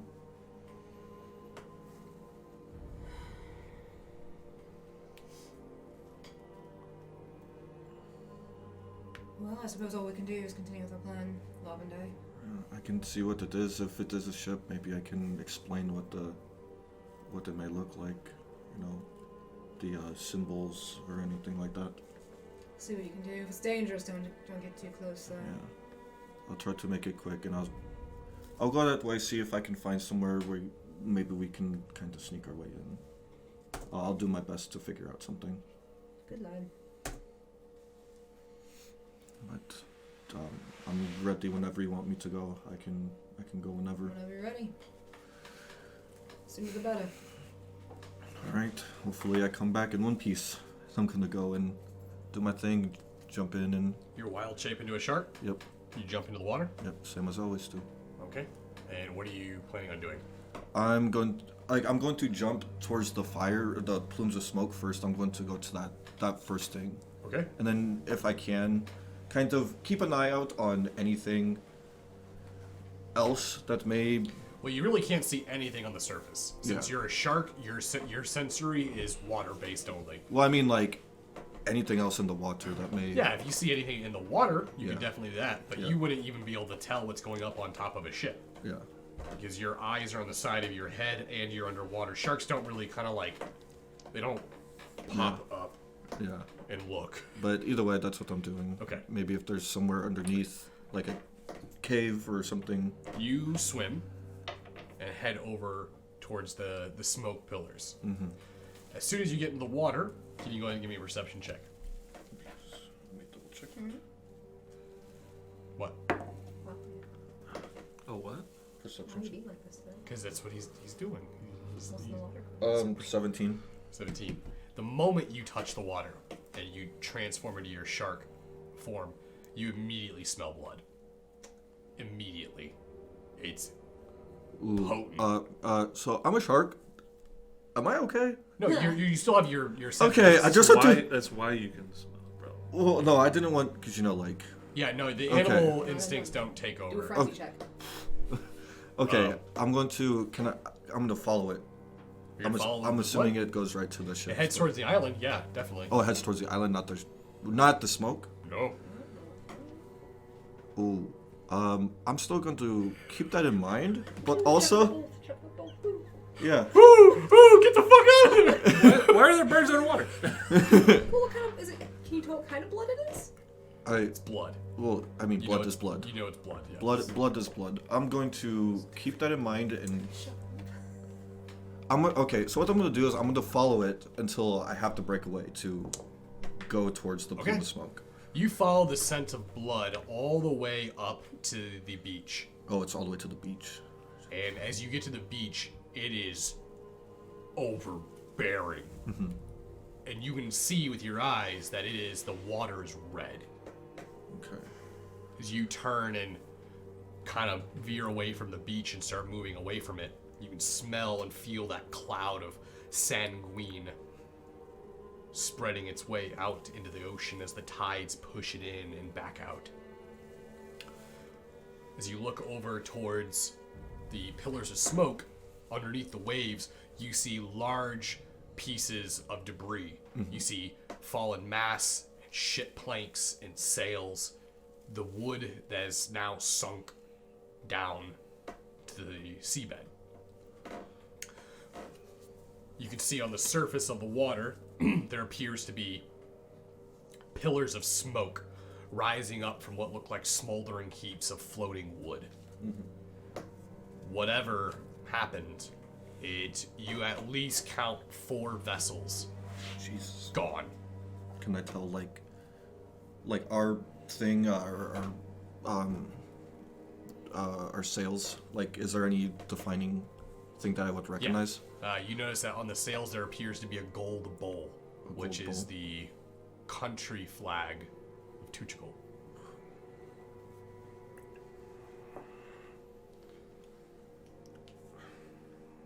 I'm going to keep that in mind and then try to see if there's anywhere that there's like a break, because I know that they got the 2 ships already there. Is there anywhere that maybe could look like we could get our ship closer and be out of sight? No, not on this side of the island. You'd have to go on the other side of the island. Okay, and I don't have a lot of time in the wild shape, so... How much time do you got? An hour. Okay, hey, you're still good. You've only been over here for probably about 5-10 minutes. Oh, that's a lot. A shark could get a mile in the water very quickly. So with that in mind, I didn't realize how close we were as far as that is concerned. I'm going to try to make my way to the other side of the island if I can. You want to swim around the island? Yeah. Okay. Just to kind of get a bearing of maybe how large it is, or... Okay. Yeah, you can swim around the island. This will probably take you about 20-30 minutes. Okay. By the time you get around the island, you've done your whole set. It does appear that the occupation of the island is on the east side, where the fort is. So maybe we should go in from behind, maybe on the other side of the island? Okay, I'm just going to go and say that when I get back. I'm going to go to the ship. I was thinking out loud. Sorry. I'm going to go back to the ship and, like, poke my head out of the water and... About 35-40 minutes later, you guys see Lavende come up from the ocean, and as you watch as his skin, all gray with one large black eye, slowly morphing back into his human self. So, what is wrong? Nothing. I'm just glad you're alive. At least I am. There's a lot of blood in the water. There's a lot of blood. As soon as I got in there, I could smell blood everywhere. And there's Sydney has something to do with the burning ship. Ships. There's like 4 or 5 in there. 4 or 5. Yeah. So, whatever happened to them probably shouldn't happen to us. So... Yeah, I would agree with that. Going straight in is a very bad idea. But it seems like they're... ships, were they pirates, or... golden bowl on the sail. So, 2 gold ships? I assume so. So, yeah, maybe we should go in from behind on the other side of the island. I thought Calypso was working... I think Calypso is doing his own thing. Well, I mean, I don't even see his ship here. I see Barbosa and the Slice and Dice, so... They had to have been the ones that was recent, obviously. Yeah. Had to have been those 2. But whatever they did, they killed a lot of people. Like, a lot. So maybe we sail to the other side of the island and go through... Or we save the trip, take the dinghy up, out of eye shot, less of a walk. Yeah, that is true. What do we think? If we run into any trouble, I can send a message to the ship. That'll be good. Alright. Who's going? I can go. I can make it easier for everyone. Like you did when we were trying to find a tiger guy that was really bad. Remember? Jethro. Yeah. R.I.P. Well, maybe we can discuss it with the crew, see who has talents to offer for our reconnaissance mission. Let's round them up then. Right. I'm gonna go round up the crew. All right. Crew gets to attention on the ship deck. everyone's here awaiting orders. Alright, show of hands real quick. Who's good with being sneaky? And don't lie to me. This is serious. Put your fucking hand down, Volna. You didn't do the thing. You didn't do the thing. You didn't even try. I'm playing stealthy. I don't need to prove myself to no one. Notice that Tinsel, Babak, Marigold raise their hands. Marigold is stealthy? Yes. You're really loud, though. When I want to be. Not all the time. Alright, well, here's the situation that we're getting into right now. There's a lot of dead people? A lot of dead people in the water. So it is somewhere. people, Yeah. I mean, blood is blood, really. And a lot of sunken on fire ships. So, and then we got 2 pirate crews here as well. So, if you're still comfortable with going, then you're welcome to join. Well, I don't really have a reason not to. You notice that Tinsel. Yeah, I'm willing to help out whatever I can do. Oh, are you sure about that, lad? You look like you're not all there. No. Which I don't blame you. You were No, dead. It's I'd rather be doing something right now than like Got any thinking. bombs? Hmm? Got any bombs? I really like those bombs. Yeah, I got a few. Bring them with. What? You want a stealthy mission, but That's with bombs? in case things, because you always need bombs in case shit goes down. I just don't understand why I'm not going now. Because last time you had a bomb in case shit went down, you used it prematurely. And we all made it out. We all made it out, did we not? Jez I don't know how. and I ended up in a jail cell. And then you got a poop rat, and then she got freed. Jess, let's just let him come with. If we don't bring him along, he'll just sneak along. Marigold he can tag along with me. We're friends, aren't we? Besides, I have spells to make him quiet. I'm playing quiet. Fauna. You will be when I'm done with You you. can come with on the terms that you stay with Marigold. You let him use his spells on you, and you leave that fucking conch on the boat. What's wrong with the conch? Everything is wrong with the conch. I hate that bloody conch. I- Leave it on the boat. Do you not remember what happened when you blew it the first time, Fulner? Right. Do you think I'm going to just blow it whenever? Yes. I Yes, did. you literally did that. I feel like it Well, I didn't know what it was at that time. It takes practice. You just don't blow on it. You know that. You have Well, to you gotta use, start somewhere, right? you know, you you gotta got to learn how to use your lips on I it, did. I'm sure. It's a learning experience. The more Yeah. you do it, the better you get. I was very Hopefully- gentle with it, with me hands, and then I hold it in the right holes, and I played it. You're lucky I didn't Expertly. smash it when you did what you did. No, You almost just blew the whole ship up. blew into it. You didn't know what you were doing. Alright, let's continue the conch argument. Yeah, if it's we get not through this. soup. You gotta mouth the alphabet first, at least. Like baby steps. Do that with the conch? Anyway, stay with Marigold. No, Let him but- use Oh, the we're spells talking on about you. the conch. All right, never mind. So I'm looking around. Where's Draven? you notice that Draven's just sitting there Does he with look it. interested in this conversation? at No, all? he seems completely disinterested in all of this. I'll get to him one day. You see that he's currently just like using what looks like some sort of pick to clean his nails. You notice Babak kind of speaks up. And cleaning his nails makes it look sexy. Amazing. I do have experience with espionage, or my employers used to call it personnel cleaning. Personnel Babak cleaning? is coming. Babak is coming The along. fuck is personnel cleaning? But that is business talk for yes, you can come along. I am used to wet works. Great, come with. I still don't understand what that means. That's fine, we don't need to hear it. I don't think we need to know what that means, so we'll probably find out firsthand what that means. Also, I just want to point out, if there is a lot of blood in the water, like he says, it's probably going to draw a large amount of creatures of any kind. Falna, why are you making this more complicated than it needs to be? I'm What the fuck are you just talking about saying. creatures? I'm just thinking ahead. Maybe you should be in the water the entire time fighting them off. And not trying to hide with us. You notice Mox kind of speaks up. Oh. I'm actually in favor for Fulner going because I really don't know if I want him on the ship. I think Taku, Hakan, and I feel like no one wants me now. Can guard the ship. Oh, Fauna, that's not true. Tinsel No. wants you. No, Tinsel looks towards you like, yeah, you can just come with me and Marigold. Marigold wants you. See, Marigold offered to watch you, so there you go.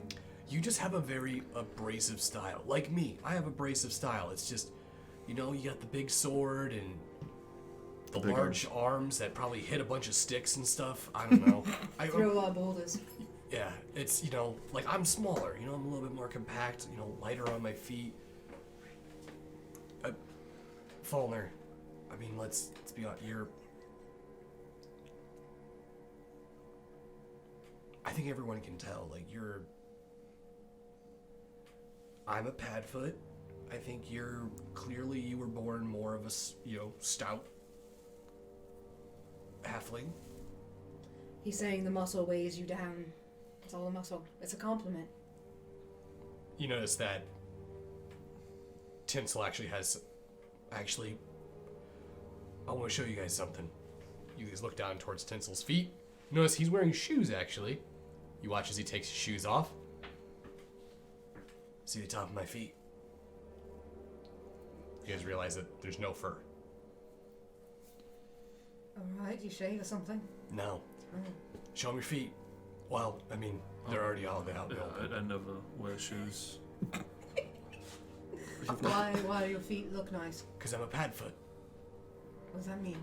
Okay, not all halflings are the same. I didn't say that. It's just, I'm a type of halfling that, we're typically a little bit more smaller, more petite, halflings.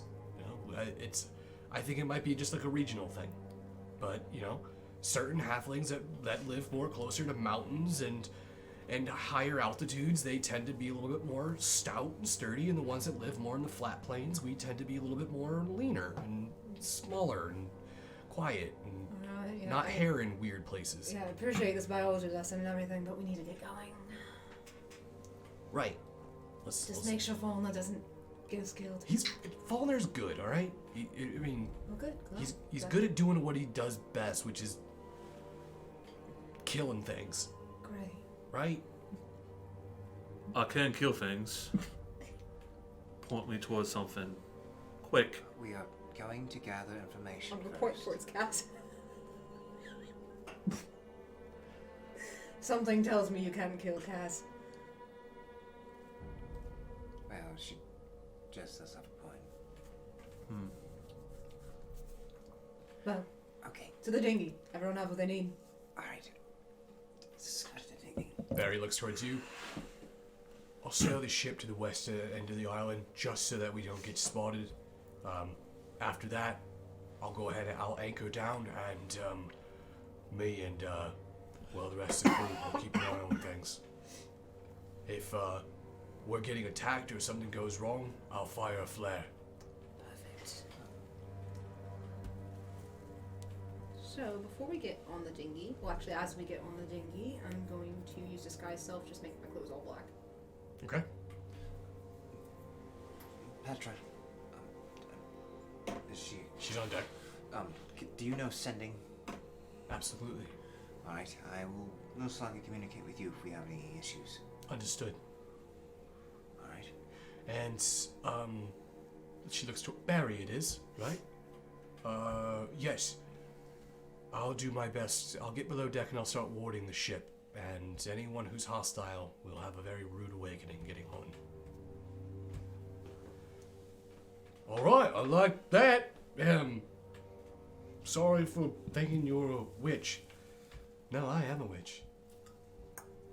Oh, look at that. You were right. Oh, all right. Boo. She kind of like chuckles to herself and turns and heads downstairs. Alright. Give him a dinghy. You notice that Barry kind of looks around at everyone like, all right, so Taku, Hakan, we're all gonna take care of things. Mox, you're obviously with us as well. Looks over. Torgan, is it? You, want to join us? You seem like you're the scrapper type, huh? He looks towards Draven. Draven looks towards him. Yes, I will join you. He makes his way over towards him. He kind of just has this, like, head nod.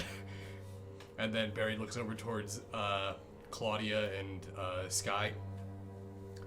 What about the two of you? Claudia's like, I'm gonna go downstairs and prep all of my medical equipment because I'm assuming someone's gonna come back hurt. And Sky looks, do you mind if I come with? I don't really have anything to do. Come on. Yeah, you two go down there. Everyone else I want on deck. Eyes peeled. And Barry looks over towards Draven. And you, Draven. You just stand there. You're just perfectly fine. Whatever it is you're doing. Hey, if it gets a little, it's a little dreary out here, it starts getting a little chilly, you can go stay in my quarters and hang out in there, do whatever you're gonna do in there if you want. Pretty nice in there. I like dreary. Alright, great. Everyone else, as I said, stay on deck, keep your eyes peeled. Anything could happen. And the rest of the small covert team gets into the dinghy, begin sailing to shore. So you sail to shore, you pull the boat up onto the sand, you feel its weight sink into the wet as your feet hop out into that sodden, loose sediment. What would y'all like to do? As soon as I hop off, I'm looking at Falner. What is Falner wearing? Is there chainmail on him? I believe you are wearing chainmail, correct? Chain shirt, yeah. Yeah, chain shirt. Falner, do me a favor, hop around for a second. I'll help around. How much noise does that make? As Take soon it as- off, Falner. as soon as- Yeah, it's not a problem. Notice that.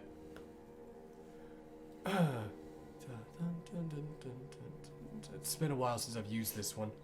He once was loud, but now he doesn't. Ah, yes. What was once was loud no longer makes sound. And as soon as he strums, you see the spell hit Falner, and you hear as he. His problem is he can't talk though. So as long as the spell's working, yeah, there's no noise. But as soon as you go to speak, it's not. Yeah, he won't be able to make any noise. So. Astounding. How long does that last for? As long as I'm concentrating on it, Look at that, you can wear your chainmail up to an hour. So. Should be happy, Falner. You get to keep it on. I'm looking around at everyone else. Anyone else have anything on them that's really fucking shiny or noisy? Everyone else seems to be pretty compact and light as far as their aesthetic and their armor goes. Alright. Make our way in. So you're gonna start following the beach. Could everyone go ahead and give me a stealth roll? And as we start, I'm going to use Pass Without a Trace on everyone. Okay. What's that do? Plus 10 to Plus 10 to stealth. Oh, wow. Oh, good, I need that. Jesus Christ. 25. There's an 18 Actually, for me. I get advantage. Yeah, so 25. 25 for me. That's 29. 29? Right. Oh, yeah, 29 as well. So, in unison, like a shadow, the group moves in a silent formation as you make your way closer and closer. Following the beach, you eventually come to the soft glow of fire. It's right around the area where you smelled the blood. It doesn't take long, and with your passive perception, you're all able to visibly see the horror and the sight just up ahead of you. Racks. Posts. Stuck into the sand. Humans, their arms pulled out into X's. Their body shapes. Their skin flayed. Their face stuck in moments of excruciating horror and pain. You see body limbs, severed heads, arms, legs lined up on the table like a butchery. The sand is soaked in blood. And as you look off to the ocean, you watch like some sort of cosmic elemental entity.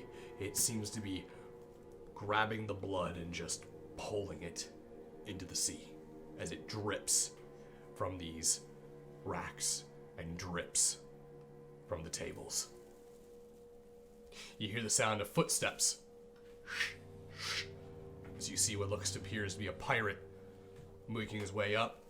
Seems to grab a few arms and a leg and throws it into the bloody knapsack before he throws it over it. You see his body covered in what looked to be ritualistic scarring, piercings through his nose, his eyebrows completely shaved. You see that he also has large wooden skewers that are pierced up through his skin.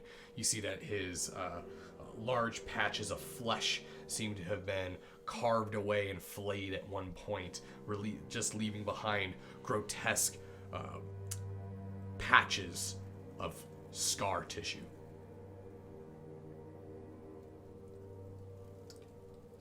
Somewhere in another scene. Sound of crackling fire as Jack Shriver, leader and owner of the Slice and Dice, sitting next to Barbosa, who's currently finishing his pitcher of grog before throwing the tankard to the ground. Hey, those Tuchagor, they did not know to hit them, huh? Yeah. Calypso's little ship's got a nice little surprise, doesn't it? Burns them up real nice. I don't like it though. Not my style. I like my meat fresh. Yeah, well, you know, you have a reputation to keep. A lot of people say things about you. Well, I don't know if they're true or not. Judging from what's going on the beach. Is it? Let's just say I have a voracious appetite. So, it is true. You know, they say long pig will make a man go crazy. Jack, staring into the flames, is almost a detachment of humanity. His head slowly turns.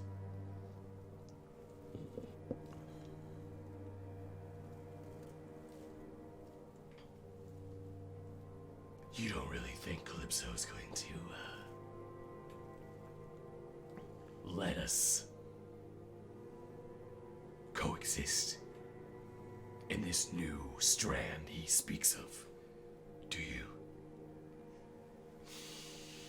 Maybe he will. Maybe he won't. But regardless, I make a good coin selling the people that I come to scrounge up. The strand's full of unique animals. Maybe I'll start selling the lizard folk. I'm sure they'll go for a good coin.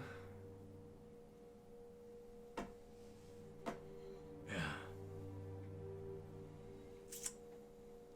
Or maybe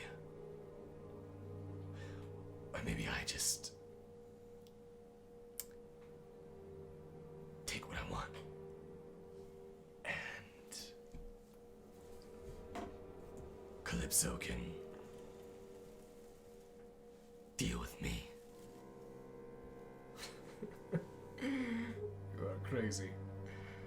There's no way. Not with his vessel. Not with all the pirates that have working for him now. You're a fool. I prefer ambitious. gotta say, I'm real hungry tonight.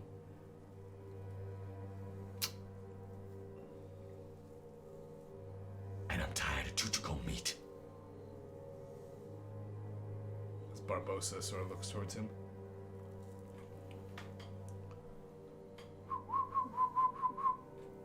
See about 4 or 5 individuals sort of come out from the woodland and the shadows. Clearly men alongside of Barbosa.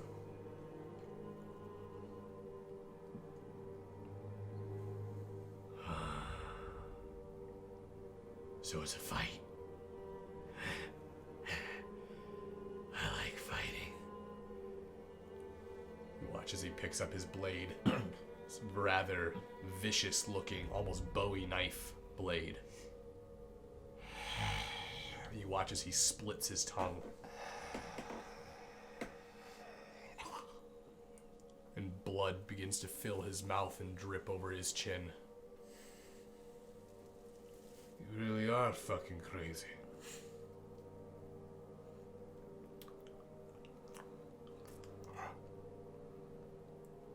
Like I said, ambitious. As he looks towards the other individuals behind Barbosa, he kind of winks at them. You watch as one of them pulls out what appears to be this large type of machete as he grabs Barbosa by the back of his head, and you go.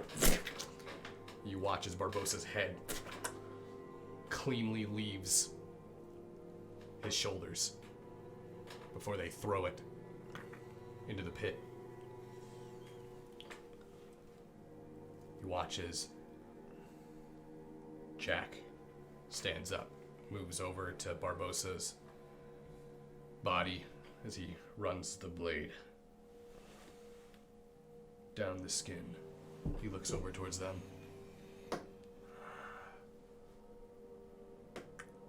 I can feel it. Someone's on the island. More food. Find it. And that's where we're going to end tonight. What So. the fuck is this Game of Thrones bullshit? Well, there was a reason why tonight's episode was called Meat in the Game. Wow. And which means the next Death Attack will be episode 50, Yeah. which is titled Blood on the Sand. So, And we will not be airing Death Attack next Sunday. no, next Sunday we'll Re-recording be something. next Sunday we'll be recording the Ghost Hunter one shot with Jaded will be STing the one shot, and it's going to be basically all female besides for Besides Backzaggins. for Backzaggins being there for a little bit, yeah. It's going to be a female. But it's basically a female run, I believe. Is it charity or is it? Yes, we're going to be doing a charity stream for Women's Charity for Women's Month. Excellent. So you guys will probably be seeing a lot of advertisement for that within the next week. As we're gonna be, are we gonna air that on Monday then, or like record it Sunday and air it Monday? We'll figure it out. Either way, whatever we figure out, you guys will hear from us. Other It'll than be like that, a Tuesday or Wednesday. Tuesday or Wednesday. Thank you all for coming out and joining us tonight. I'm enjoying the pacing and the direction that the game's going in. Especially now with, I feel like the relationships in the ship is really starting to manifest and show itself. So a lot of good stuff. Tomorrow we'll be returning with Hellgate with our playtest. So be sure to tune in for that. Last week's episode was pretty fun. So thank you all for joining us. And as always, remember to always embrace the dark. Goodbye.